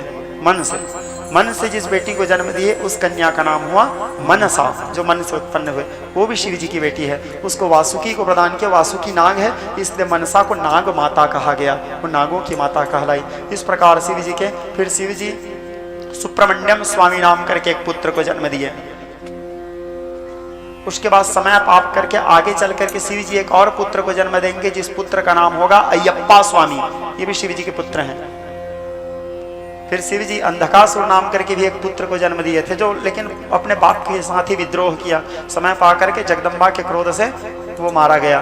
देवी भागवत में उसकी कथा को विस्तार से वर्णन किया है। लोहितांक नाम करके पुत्र को जन्म दिए, ये भी शिवद्रोही हो गया।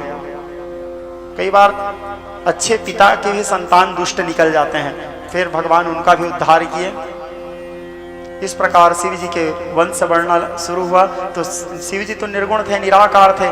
फिर सूत जी से सौनकादिक ऋषि पूछे थे वो सगुण साकार कैसे हुए, तो मैं आपको बताया कैसे सगुण साकार हुए। फिर शिव जी कैसे संतानों को जन्म दिए। एक आदर्श पिता, एक आदर्श गुरु, एक आदर्श प्रेमी, एक आदर्श गुरु, सभी के भूमिका भगवान महादेव निभाए हैं।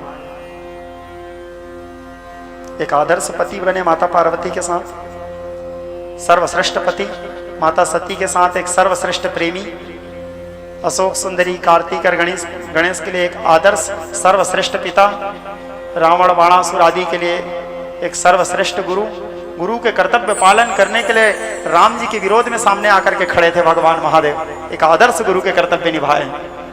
राम रावण के जब युद्ध चल रहा था, बाणासुर के साथ जब कृष्ण जी के युद्ध चल रहा था, तो कृष्ण को छोड़ करके बाणासुर के तरफ खड़े थे युद्ध करने के लिए। आदर्श गुरु, एक सर्वश्रेष्ठ गुरु।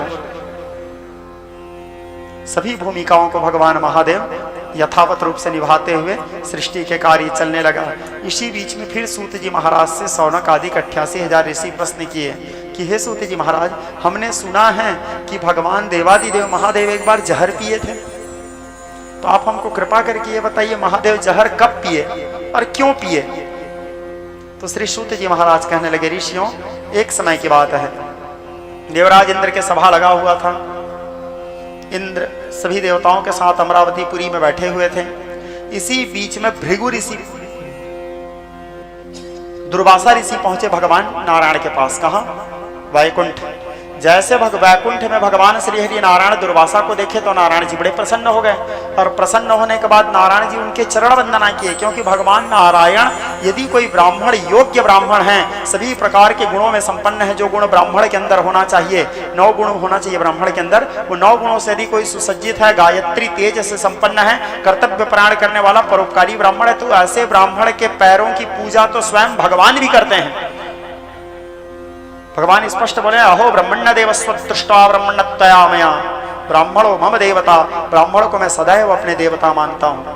तो भगवान नारायण जी जैसे दुर्वासा जी को देखे, दुर्वासा जी बड़े क्रोधी ऋषि, लेकिन नारायण जी के परम भक्त थे। नारायण जी आए तो उनका बड़ा स्वागत किए, ब्राह्मण देवता सम्मान किए, और सम्मान करने के बाद अपने गले के हार को निकाले नारायण जी, और अपने गले में पहने हुए माला को निकाल के दुर्वासा जी को पहना दिए। अब दुर्वासा जी को पहनाने के बाद दुर्वासा जी के खुशी का क्या कहना है? साक्षात भगवान के गले के माला पहने हैं वो, और वो भी भगवान अपने गले से निकाल के निर्माल्य, अपने गले के निर्माल्य को अपने हाथों से दुर्वासा को पहना है। दुर्वासा जी मारे खुशी के सबसे पहले पहुंचे भगवान शंकर के पास, और भगवान शंकर को जाके बोले, भोले बाबा देख रहे हो? बाबा बोले, हाँ देख रहा हूं। स्वयं नारायण अपने गले के माला निकाल के अपने हाथों से मेरे को पहनाया है। भगवान शंकर बोले, ओहो, भगवान शंकर उस माला को छू के प्रणाम किए, क्योंकि नारायण जी के गले के माला का क्या महत्व है इसको भगवान शंकर जानते हैं, दुर्वासा जी भी जानते हैं, तो उनको प्रणाम किए। निर्माल्य है, मेरे प्रभु के गले के उतरा हुआ निर्माल्य है, प्रणाम किया। भगवान शंकर बोले, इस बात को लेकिन किसी को मत बताना। दुर्वासा जी बोले, शंकर जी बार बार रोक टोक करते हैं जी, हैं? क्यों नहीं बताऊंगा भाई, इतना बड़ा बात है, दुनिया जानना चाहिए नारायण जी के गले के माला है। अब दुर्वासा जी का भी खुशी अपने जगह जायज है, स्वयं नारायण अपने गले के माला पहना है। आप लोग देखते हो कोई आदमी किसी भी नेता लोगों के साथ फोटो खिंचवा लेते हैं, या किसी के भी साथ फोटो खिंचवाते हैं, तो उसको इतना खुशी मिल जाता है, उसको बहुत बड़े फ्रेमिंग करके घर के दरवाजे में लगाते हैं, मानो भगवान के साथ उसका फोटो खिंचाया हो, है? भले वो फोटो में जिसके साथ फोटो खिंचवाया है वो उसको नहीं देख रहा है, वो जबरदस्ती वो फोटो में जाके ऐसे शामिल हो गया है, फिर भी उसका खुशी कि मैं उसके साथ फोटो खिंचवाया हूँ, उसको अपने घर में बढ़िया सजा के रखेगा, अपने डीपी में रखेगा, अपने स्टेटस रखेगा, सबको दिखाएगा, तो उसको खुशी होता है। तो यहाँ तो स्वयं भगवान अपने गले का माला पहनाए, तो इसके खुशी क्या होगा सोचो। स्वयं भगवान पहुंचे इंद्र के पास, इंद्र को बोले, इंद्र देख रहे हो? इंद्र बोले, नहीं समझ आ रहा है। बोले, नारायण का माला है मूर्ख। इंद्र तुरंत, अब इंद्र क्या है, दुर्वासा जी से भारी डरते थे। क्यों? क्योंकि दुर्वासा जी जब चलते थे तो ऐसे जनेऊ उसके अंगूठा में फंसे रहता था 24 घंटा, एक हाथ में कमंडल, एक हाथ में जनेऊ हमेशा ऐसे ही रहता था। और दुर्वासा जी का दिमाग, आप और हम लोगों के पास जितना दिमाग रहता है, हम सब लोगों के दिमाग को मिलाने से जितना दिमाग बनेगा, उतना तो दुर्वासा जी का 24 घंटा खराब रहता था। हम सब लोगों का मिलाने के बाद जितना दिमाग बनता है, उतना दिमाग तो दुर्वासा जी का 24 घंटा खराब रहता था। तो दुर्वासा जी 24 घंटा क्रोध में दुर्वासा जी का वस्त्र बताया गया है श्वेत वस्त्र शास्त्रों में। शैव दुर्वासा जी सफेद वस्त्र पहनते थे, शाम होते होते उनके सफेद वस्त्र आपे आप लाल हो जाते थे, उनके ताप के कारण, उनके क्रोध के कारण उनका वस्त्र रक्त वर्ण हो जाता था। तो 24 घंटा ऐसे अंगूठा में उनका जनेऊ रहता ही था। क्या पता किस समय किसको, मतलब तत्काल किस समय श्राप दे दे वो उनका अंगूठा, तो उसको सब डरते रहते थे। और इंद्र बेचारा ऐसे ही ज्यादा डरता था, क्योंकि इंद्र थोड़ा घबराता है। इंद्र अपने कुर्सी से बहुत प्रेम करता है, और खैर कुर्सी से हर आदमी प्रेम करते हैं, पद पाना कौन नहीं चाहता। अस को है जन्मा जगमाही, प्रभुता पाई जाई मदनाही।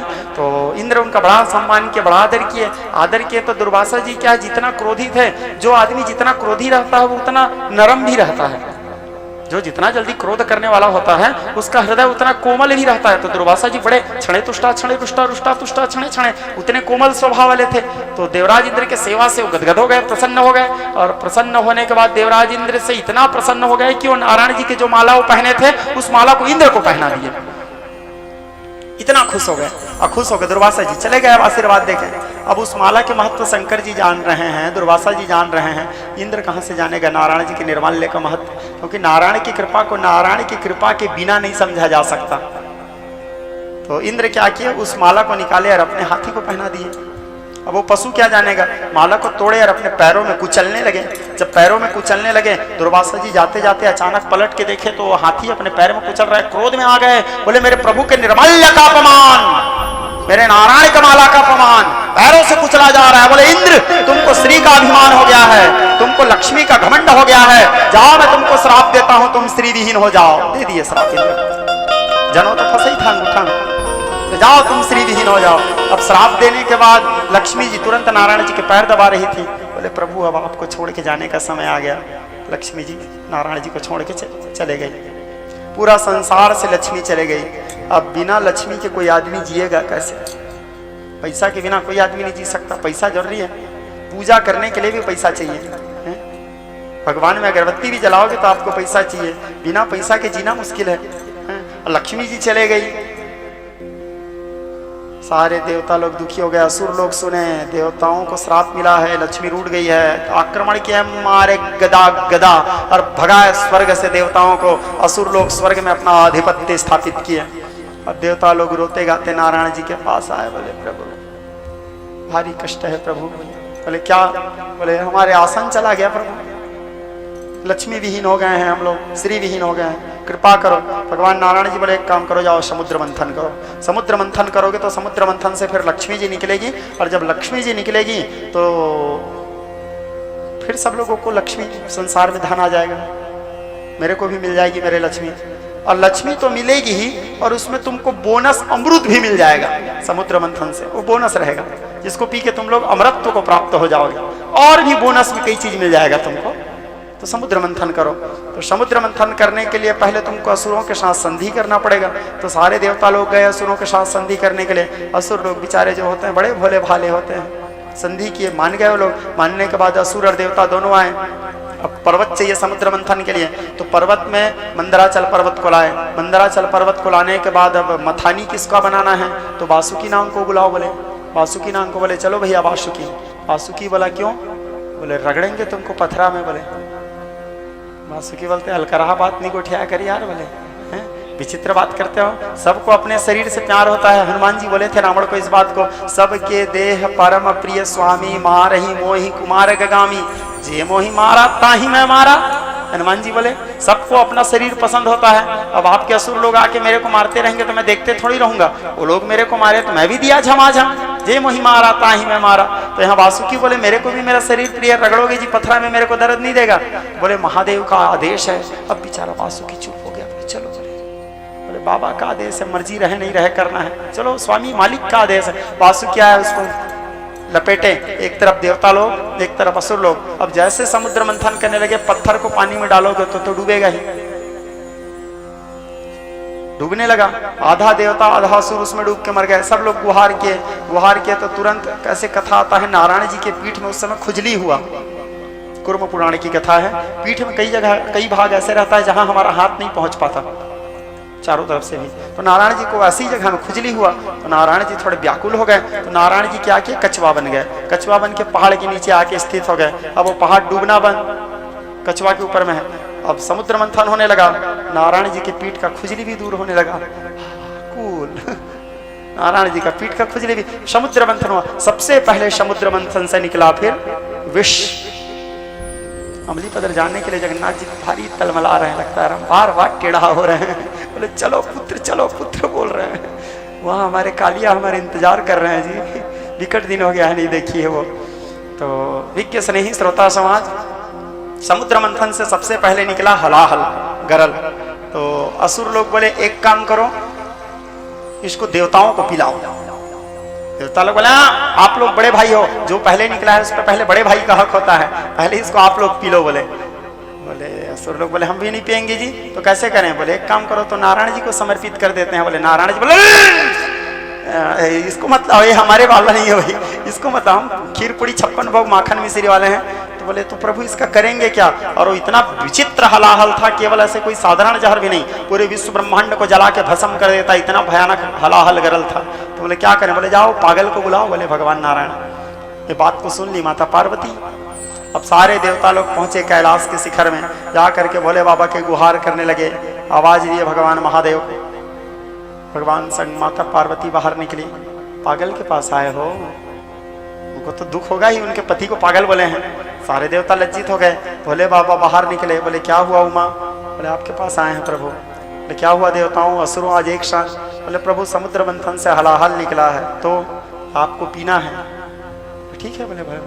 माता पार्वती बोली क्या ठीक है, हैं? आप पियोगे आपको कुछ हो जाएगा तो इनका क्या है, देवता और स्वार्थी लोगों का, असुरों का क्या है, जो होगा वो तो मेरा होगा, मेरा तो सुहाग उजड़ जाएगा।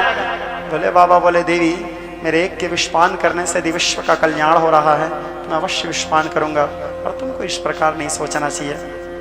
विश्व कल्याण के लिए नारायण के कार्य है, वो नारायण की इच्छा है कि मैं विषपान करूं, और नारायण की इच्छा है तो मुझे जाना ही चाहिए।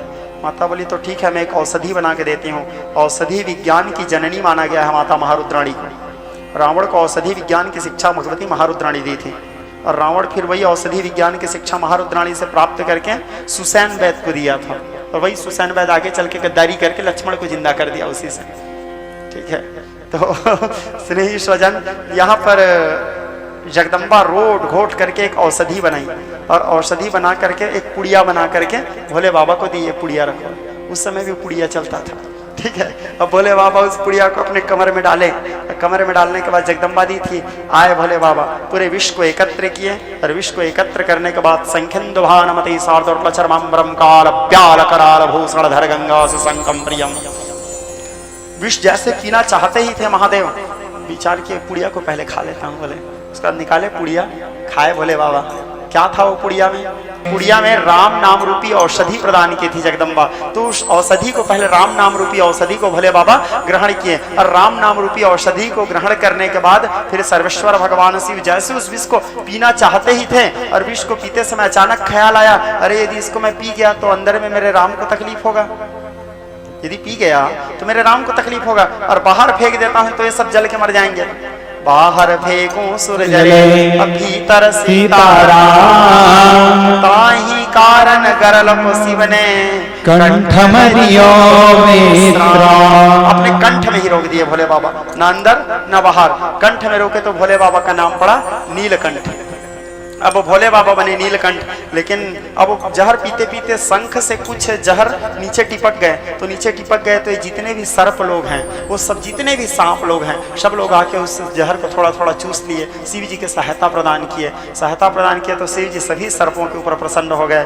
बोले आज तुम सभी लोग मेरे सहायता प्रदान किए हो, आज के बाद ये सारा संसार आज के दिन को तुम्हारे नाम से जानेंगे, और संसार आज के दिन को नाग पंचमी कहेंगे, और आज के दिन तुम्हारा पूजा होगा, और सब संसार आज के दिन नागों का पूजा करेंगे, और तुम्हारा पूजा करने वाला व्यक्ति मेरे को ही प्राप्त होंगे। उस तुम नाग पूजा भी शिव पूजा ही कहलाएगा। ऐसे भगवान महादेव सबको वरदान दिए, सारे सर्पों को। और वरदान देने के बाद अब जहर तो महादेव पिए थे, तो थोड़ा सा असर महादेव को दिखाने लगा। क्या है, जोशे जोश में बाबा लगा लिए थे 2 दम जहर का, लेकिन थोड़ा सा तकलीफ होने लगा। तो भोले बाबा के आंख लाल लाल हो गए, छोटे छोटे हो गए, थोड़ा सा चक्कर आने लगा। जगदम्बा देखी भोले बाबा विचलित हो रहे हैं, तत्काल भगवती कैलाश से आई, और आने के बाद जगदम्बा पूरा श्रृंगार का तो त्याग की थी भगवती, क्योंकि श्री विहीन हो गए थे पूरा संसार, लक्ष्मी जी है नहीं। तो जगदम्बा आकर के अपने हाथों से भगवान महादेव के कंठ को संवारने लगी, जैसे सहलाने लगी। बाबा के अंदर के जहर का असर शांत होने लगा, और शांत होने के बाद भोलेनाथ थोड़े से अपने आप को संभाले। फिर जगदम्बा क्या कि महादेव को शिशु रूप बना दिए। शिशु रूप बनाने के बाद शिव जी छोटे से बालक बन गए। फिर जगदम्बा महादेव को अपने गोद में उठाई, और गोद में उठा के कैलाश लाई, और महादेव को स्तनपान कराई। भगवान महादेव जगदम्बा को माता के रूप में भी पूजा करते हैं समय समय में। भगवान महादेव जगदम्बा पार्वती को अपने माता के, देवी भागवत में ऐसे कथा आता है, कई बार उनको माता मान करके उनके योनि की भी पूजा किए हैं, जगदम्बा की पूजा किए हैं। स्पष्ट वो बोले हैं, हे देवी मैं त्रिपुरासुर का वध केवल और केवल मात्र तुम्हारी उपासना के कारण ही कर पाया हूँ। तो उनको माता मान करके, अपने पत्नी को भी माता माना जाता है, उनको माता मान के उनके पूजा किए भगवान महादेव। और तो आज उनके दूध भी पिए।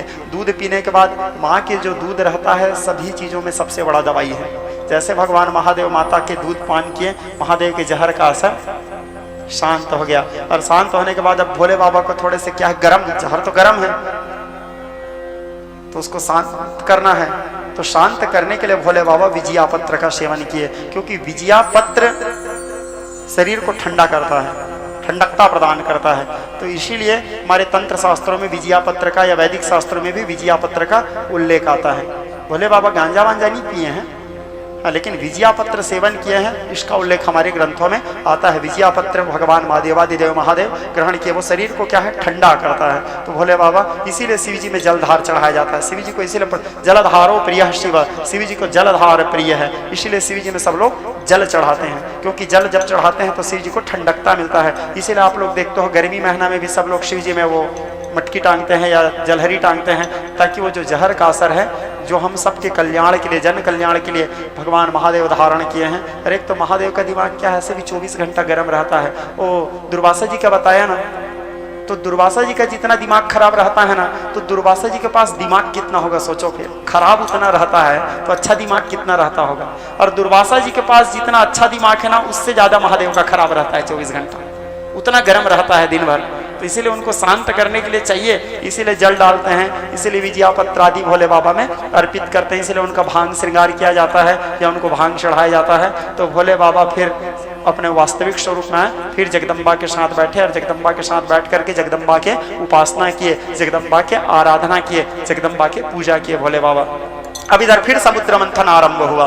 फिर समुद्र मंथन होते होते समुद्र मंथन से उच्चस्रवा नाम करके घोड़ा निकला, जिसको महाराज बलि को दिए। फिर समुद्र मंथन हुआ, एरावत हाथी निकला, उसको देवराज इंद्र को प्रदान किया गया। फिर समुद्र मंथन हुआ तो समुद्र मंथन से पारिजात वृक्ष निकले, देवलोक चला गया। फिर समुद्र मंथन हुआ, 6 रूपवती कन्या निकले, उसको असुर लोग रखे। फिर समुद्र मंथन हुआ तो समुद्र मंथन से 7 अप्सराएं निकले, वो भी देवलोक चले गए। फिर समुद्र मंथन हुआ, कौस्तुभ मणि निकला, नारायण जी बोले इसे ले आओ, ये हमारे लायक है बोले, और कौस्तुभ मणि को फिर नारायण जी धारण किए। फिर समुद्र मंथन हुआ, दिव्य शंख निकले, नारायण जी बोले इसको भी ले आओ, ये भी हमारे लायक है बोले, शंख को भी नारायण जी धारण किए। और जहर को ले जाओ बोले नारायण जी, है ना।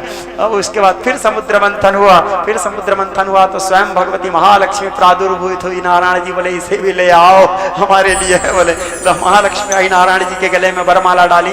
वरमाला डालने के बाद फिर समुद्र मंथन हुआ, चंद्रमा निकला, ग्रह बन गया। फिर समुद्र मंथन हुआ तो धन्वंतरी निकले अमृत कलश लेकर के। ये भगवान के 24 अवतारों में से एक अवतार है। इन्हें वैद्य प्रचारक डॉक्टर लोग इनको अपना आराध्य मानते हैं। तो अमृत कलश लेके निकले। जब अमृत कलश लेकर के निकले तो अमृत को असुर लोग थोड़े शुरू से बलवान थे, छपटे और भागे वहां से। अब देवता लोग बेचारे लोग व्याकुल हो गए, हाथ से अमृत चला गया, पीछा करने लगे आकाश मार्ग में। देवता असुर दोनों मिलकर अमृत के कलश को छीना छपटी करने लगे। दोनों के छीना छपटी करने में वो अमृत कलश पेक भरा हुआ था, वो नीचे गिर गया, टिपक गया। नीचे 4 जगह गिरा था, 4 बूंद। जो 4 जगह में अमृत का बूंद गिरा था, वो 4 जगह आज भी महाकुंभ इसीलिए होता है। कहाँ कहाँ गिरा था? एक बूंद गिरा था नासिक में, एक बूंद गिरा था प्रयागराज में, एक बूंद गिरा था उज्जैन में, जिसको अवंती कहा गया है, जो कालांतर में उसका नाम मालवा था, जो कालांतर में जहाँ के राजा महाराज इंद्रदुम्न और श्रीगुंडिचा रानी थे। आगे चल के वहाँ के राजा फिर वीर विक्रमादित्य हुए। आगे चल करके वहाँ फिर महाराज भरथरी की भी कथा वहीं से निकलता है, उज्जैन विक्रमादित्य परिवार से। महाराज भरथरी चरित्र भी बड़ा विचित्र चरित्र है श्रोता समाज, वैराग्य उत्पन्न करने वाला गाथा है महाराज भरथरी के चरित्र। और आगे चल करके फिर वही गोरखनाथ संप्रदाय, नाथ संप्रदाय का वहीं से फिर शुभारंभ हुआ। कभी समय आएगा तो मैं आपको बताऊंगा, यूट्यूब में देखते रहिएगा महाराज भरथरी के चरित्र। बड़ा विलक्षण वास्तव तो हमारे पास समय नहीं है, क्योंकि शोभा यात्रा निकालना आज बहुत बृहद विराट कार्यक्रम है। रात भर पूरा जागरण होगा, रात भर यज्ञ होगा, भगवान महादेव का अभिषेक चलेगा, पूजा होगा, फिर बिल्व वृष्टि करना है, फिर चढ़ोतरी भी होनी है आज, फिर धीरे से नगर भ्रमण यहाँ से लेकर के घर तक शोभा यात्रा निकालना है। तो कभी और समय आएगा तो मैं आपको बताऊंगा महाराज भरथरी का चरित्र। बड़ा आनंद देने वाला चरित्र है, बड़ा दर्द वाला भी कथा है वो। महाराज भरथरी के पत्नी के बेवफाई की गाथा है वो, जो महाराज भरथरी के अंदर में वैराग्य उत्पन्न कर दिया। भगवान गोरखनाथ के लीला था वो। भगवान गोरखनाथ संप्रदाय भगवान शंकर जी से ही संबंधित है, भगवान भोले बाबा का संप्रदाय है। तो विज्ञ स्नेही रसिक श्रोता समाज, फिर महालक्ष्मी जी निकली, महालक्ष्मी जी को नारायण जी को प्रदान किया गया। तो ये 4 जगह गिरे थे, उज्जैन, नासिक, प्रयागराज और कहाँ जी? उज्जैन में, नासिक में, प्रयागराज में और हरिद्वार में। ये 4 जगह अमृत का बूंद गिरा था, इसीलिए 4 जगह आज भी वो अमृत गिरने के कारण ही 12 साल में एक बार महाकुंभ होता है। तो अब देवता लोग थोड़े कमजोर थे, असुर लोग बलवान थे, तो अमृत को छीन के ले गए। अब सारे देवता दुखी हुए और सारे देवता दुखी होकर के भगवान नारायण जी के पास आए। नारायण जी को बोले प्रभु हम क्या करें? बोले चिंता मत करो, हम कुछ व्यवस्था करते हैं। महालक्ष्मी के आश्रय लिए नारायण जी, अपने शक्ति के आश्रय लिए, और आश्रय लेकर के फिर भगवान नारायण जी दिव्य मोहनी रूप धारण किए। तब प्रभु बनी सुंदर नारी मोहनी नाम के सुकुमारी। तब मटक मटक मोहनी बोली दैत्यों की बंद हुई बोले, असुरों का आसन हिला दिया, देवों को अमृत पिला दिया। मोहन्या मोहिनो जगत, सारे संसार को मोहित करने वाला स्वरूप धारण किए। कारी कटकारी वे समृद्धता भरी है वे, स्तन भार भरिता दिव्य रूप धारण किया। अब असुर लोगों के सामने पहुंचे। अब असुर लोग जैसे देखे मोहिनी को, वो लोग तो घायल हो गए। अब वो बेचारे लोग बाप जन्म में कभी इतना सुंदर तो लड़की देखे नहीं थे। असुर लोग बाप जन्म में कभी, अब उन लोगों का कभी शादी भी होता था तो राक्षसों का शादी राक्षसियों के साथ ही होता था, निशाचरियों के ही साथ वाले लोगों के साथ। पहली बार देखे इतना सुंदर, घायल हो गए। जाकर के उनको अपने प्रणय प्रस्ताव रखे, बोले कि हम आपसे विवाह करना चाहते हैं, आप हमसे विवाह करोगे? मोहिनी बोली तुम लोग क्या लड़ाई झगड़ा करते हो और मेरे को कलह पसंद नहीं है, तो मैं लड़ाई झगड़ा करने वालों के घर नहीं जा सकती। तो असुर लोग क्या बोले, हमारे लड़ाई झगड़ा का कारण ये अमृत है। अमृत, एक काम करो, ये अमृत को तुम रख लो और इस अमृत को तुम बांट दो हम लोगों को, सारे असुर भाइयों को। बोले मैं असुरों को नहीं, मैं देवताओं को भी दूंगी। बोले ठीक है, लेकिन बराबर बांटूंगी। हाँ ठीक है। अब सारे एक तरफ देवताओं को बिठाए और एक तरफ सारे असुरों को बिठाए। अब असुर लोग क्या किए, भोले भाले तो होते हैं बेचारे लोग, भरोसा करके वो अमृत को मोहिनी के हाथ में दे दिए। और इतिहास साक्षी है, जब जब कोई आदमी नारी के ऊपर भरोसा किया है, देश देश देश है ना। विष्णुगुप्त कौटिल्य चाणक्य जी कहते हैं, त्रिया चरित्रम पुरुषस्य भाग्यम देवो न जानाति कुतो मनुष्य। नारी के चरित्र और पुरुष के भाग्य को तो देवता नहीं समझ सकते, कुतो मनुष्य, मनुष्य कहां से समझेगा। मानस में बालकांड में चौपाए दोहा आता है, दशरथ मरण के समय देखना आप लोग, कवने अवसर का भयऊ गयऊ नारी विश्वास, योग सिद्धि फल पाई जिमी जति अविद्यानाश। भरोसा करके दे दिए, नारी के ऊपर भरोसा कर दिए राम। अब भरोसा करने के बाद एक तरफ देवताओं को बिठाए, एक तरफ असुरों को बिठाए। सारे देवताओं को अमृत पिलाने लगे और असुरों को सबको मदिरा पिलाने लगे। और एक तो मोहिनी के रूप देख के उन लोगों को ऐसे ही नशा चढ़ गया था, और ऊपर से और पिला दिया लोग सब। अब उन लोगों को होश ही नहीं था। लेकिन एक असुर था जिसका नाम था राहु, वो सूर्य और चंद्र के बीच में जाकर के बैठ गया। राहु सूर्य और चंद्र के बीच में जाकर के बैठ गया। सूर्य और चंद्र के बीच में बैठ करके देवता के रूप लिया था, तो वो भी धोखा से अमृत पी लिया। तब तक के भगवान सारे देवताओं को अमृत पिला दिए थे। सूर्य और चंद्र इशारा करके बताया प्रभु ये असुर है। तत्काल भगवान मोहिनी रूप का त्याग के उठाए सुदर्शन और उसके गला काट दिए। गला काट दिए तो वो अमृत पिया है तो मरेगा कैसे। लेकिन वो जो अमृत पिए थे, वो अमृत उसके गले से नीचे उतर नहीं पाया था, इतना स्पीड से नारायण जी उसके गला काट दिए। मुंह में बस डाले थे, अंदर उतरने वाला था, उससे पहले नारायण जी उसके गला काट दिए। तो अब अमृत तो गटक चुके थे तो नीचे गिरेगा ही, तो अमृत का 2 बूंद जमीन में गिर गया। शरीर तो अलग हो गया, गला अलग हो गया, और वो अमृत जमीन में गिरा। जमीन में गिरने के कारण उसी अमृत के 2 बूंद से 2 चीजों का निर्माण हुआ।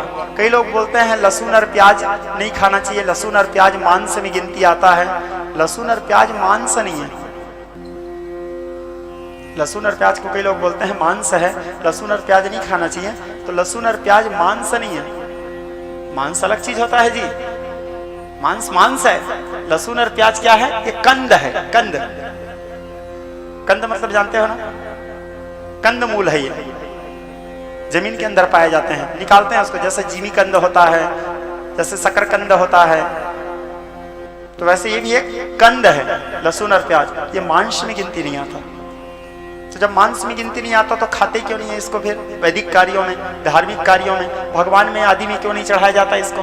भगवान के पूजा में क्यों निषेध है? साधक लोग, सिद्ध पुरुष लोग क्यों नहीं खाते लहसुन और प्याज जब वो मांस नहीं है? तो उसको इसलिए नहीं खाते हैं क्योंकि उसको राहु ग्रहण किया हुआ था और ग्रहण करने के बाद उसकी जूठा है, वो मुंह के अंदर से वो गिरा है। दूसरा, गला कट गया मतलब मृत हो गया, मृत तुल्य माना जाता है उसको। और मृत तुल्य व्यक्ति के शरीर से निकला हुआ है तो उसको अपवित्र माना जाता है। दूसरा, वो राहु का जूठा है क्योंकि उसके मुंह से गया है। अब जूठा चीज को भगवान को हम कैसे चढ़ाएंगे? इसीलिए लहसुन और प्याज भगवान में नहीं चढ़ाया जाता। यही कारण है लहसुन और प्याज नहीं चढ़ाने का, क्योंकि वो जूठा वस्तु माना गया है। और सिद्ध पुरुष लोग, साधक लोग इसलिए लहसुन और प्याज नहीं खाते हैं क्योंकि वो जूठा चीज है। क्योंकि साधना काल में हमको शुद्धता, पवित्रता, इन सब चीजों का ध्यान रखना पड़ता है। तो अपवित्र चीज को हम कैसे ग्रहण कर सकते हैं, इसलिए नहीं खाते। दूसरा, लहसुन और प्याज क्या है, थोड़े से हमारे अंदर में तामसीपना उत्पन्न कर देता है।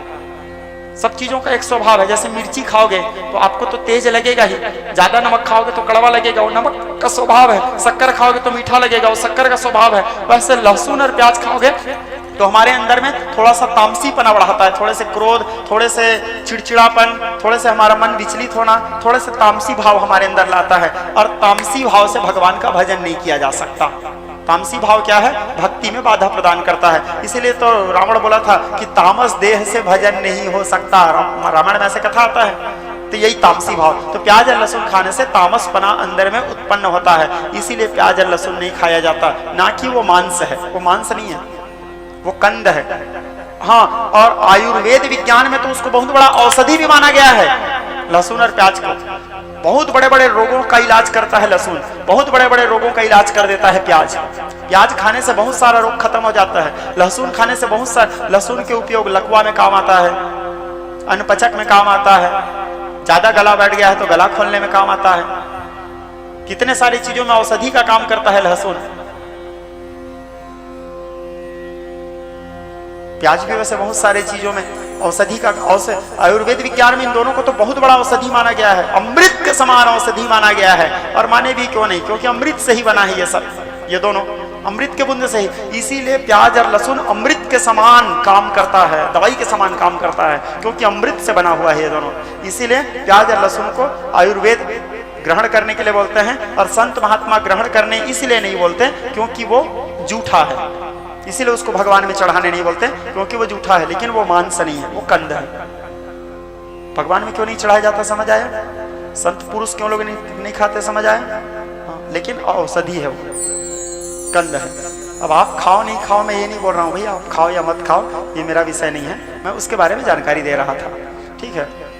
हाँ, तो विज्ञ स्नेही रसिक श्रोता समाज, अब राहु के गला कटा। राहु के गला कटने से उसके शरीर दो भाग बन गए, एक बने राहु और एक बने केतु। अब इसके बाद इसी बीच में दोनों के बीच में घमासान युद्ध हुआ।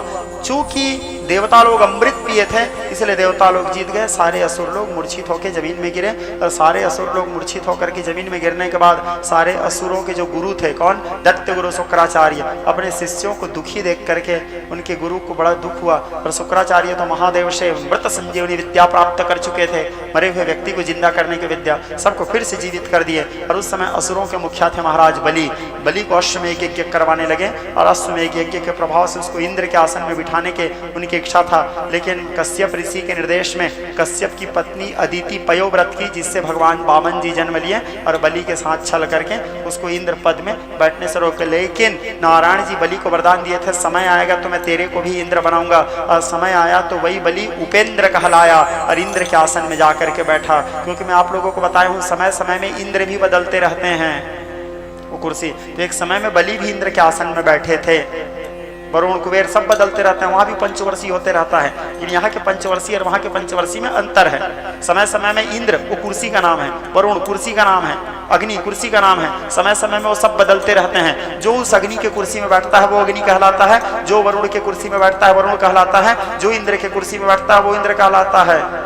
और समय समय में तो ब्रह्मा जी तक बदलते रहते हैं, क्योंकि 84 लाख योनि में ब्रह्मा जी भी आते हैं। ब्रह्मा जी को भी 84 लाख योनि में गिना गया है। हाँ, लेकिन ब्रह्मा जी 84 लाख योनि में सबसे टॉप लेवल की योनि में आते हैं, सर्वश्रेष्ठ हैं ब्रह्मा जी। लेकिन वो कर्म ऐसे किए, ऐसे साधना किए, ऐसे सत्कर्म किए, ऐसे तप किए कि वो अपने कर्म के प्रभाव से वो त्रिदेव में सम्मिलित हो गए, भगवान कहलाना शुरू हो गए। क्योंकि कर्म प्रधान विश्व करी राखा। कर्म करेगा तो कोई भी इंसान को फल मिलेगा। ब्रह्मा जी ऐसे कर्म किए कि वो देव तुल्य हो गए और वो परम पिता पद से और सृष्टि के कार्य उनको सौंपा गया।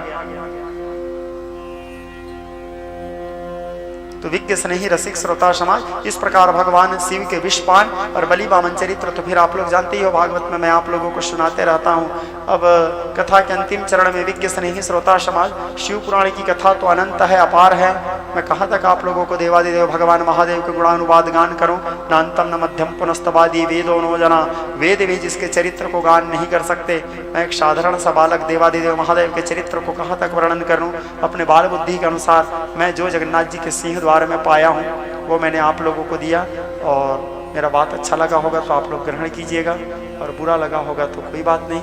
आप सभी से हाथ जोड़ करके मेरे से 9 दिन कथा में किसी भी प्रकार के त्रुटि हुआ होगा या मेरे शब्द से किसी को भी ठेस लगा होगा, किसी को भी आघात हुआ होगा तो मैं, या यूट्यूब के माध्यम से देख रहे हुए हमारे जो श्रोता हैं उनको भी यदि मेरे कथाओं से किसी भी प्रकार के ठेस पहुँचा होगा, मैं आए हुए समस्त श्रोताओं से हाथ जोड़ करके क्षमा याचना करता हूँ। मेरे को अपने बालक समझ करके मेरी गलतियों को क्षमा करेंगे, क्योंकि मैं आप लोगों को बार बार कहता हूँ, कवि न हो या मैं चतुर कहाँ पाऊँ, मति अनुसार राम गुण गाऊँ। मैं अपने अल्प बुद्धि के अनुसार भगवान की कथा कहता हूँ, और मेरे जगन्नाथ जी को सुनाने के लिए स्वांतस्य सुखाय तुलसी रघुनाथ गाथा, अपने आत्म सुख के लिए भगवान की कथा कहता हूँ। और मेरे पास ना तो कोई विशेष ज्ञान है ना कोई उपलब्धि है, जो पाया जगन्नाथ जी से पाया, और जो आप लोगों को दे रहा हूँ उन्हीं से जो पाया हूँ उनको आप लोगों को दे रहा हूँ। इसी के साथ शिव महापुराण तो अनंत है, शिव की महिमा भी अनंत है, अपार है। देवादिदेव सर्वेश्वर भगवान महादेव एवं मैया के चरणों में नतमस्तक होते हुए, भगवान सदाशिव के चरणाश्रय लेते हुए, एवं मेरे पूज्य पिताजी के चरणों में, माता के चरणों में नमन करते हुए, मेरे इष्ट, मेरे आराध्य, मेरे सर्वस्व भगवान श्री जगन्नाथ गुरुदेव एवं गुरु माँ भगवती महालक्ष्मी के चरणों में सर्वस्व समर्पित करते हुए मैं शिव महापुराण की पावन महिमामयी पतित पावनी गाथा को यहाँ विश्राम देता हूँ। आकल्प जन्म कोटि नाम यज्ञ व्रतः तपः क्रिया ता सर्वसफला देवी गुरु संतोष मात्रत तव तत्त्वं न जानामि कीदृशोऽसि महेश्वर यादृशोऽसि महादेव तादृशाय नमो नमः।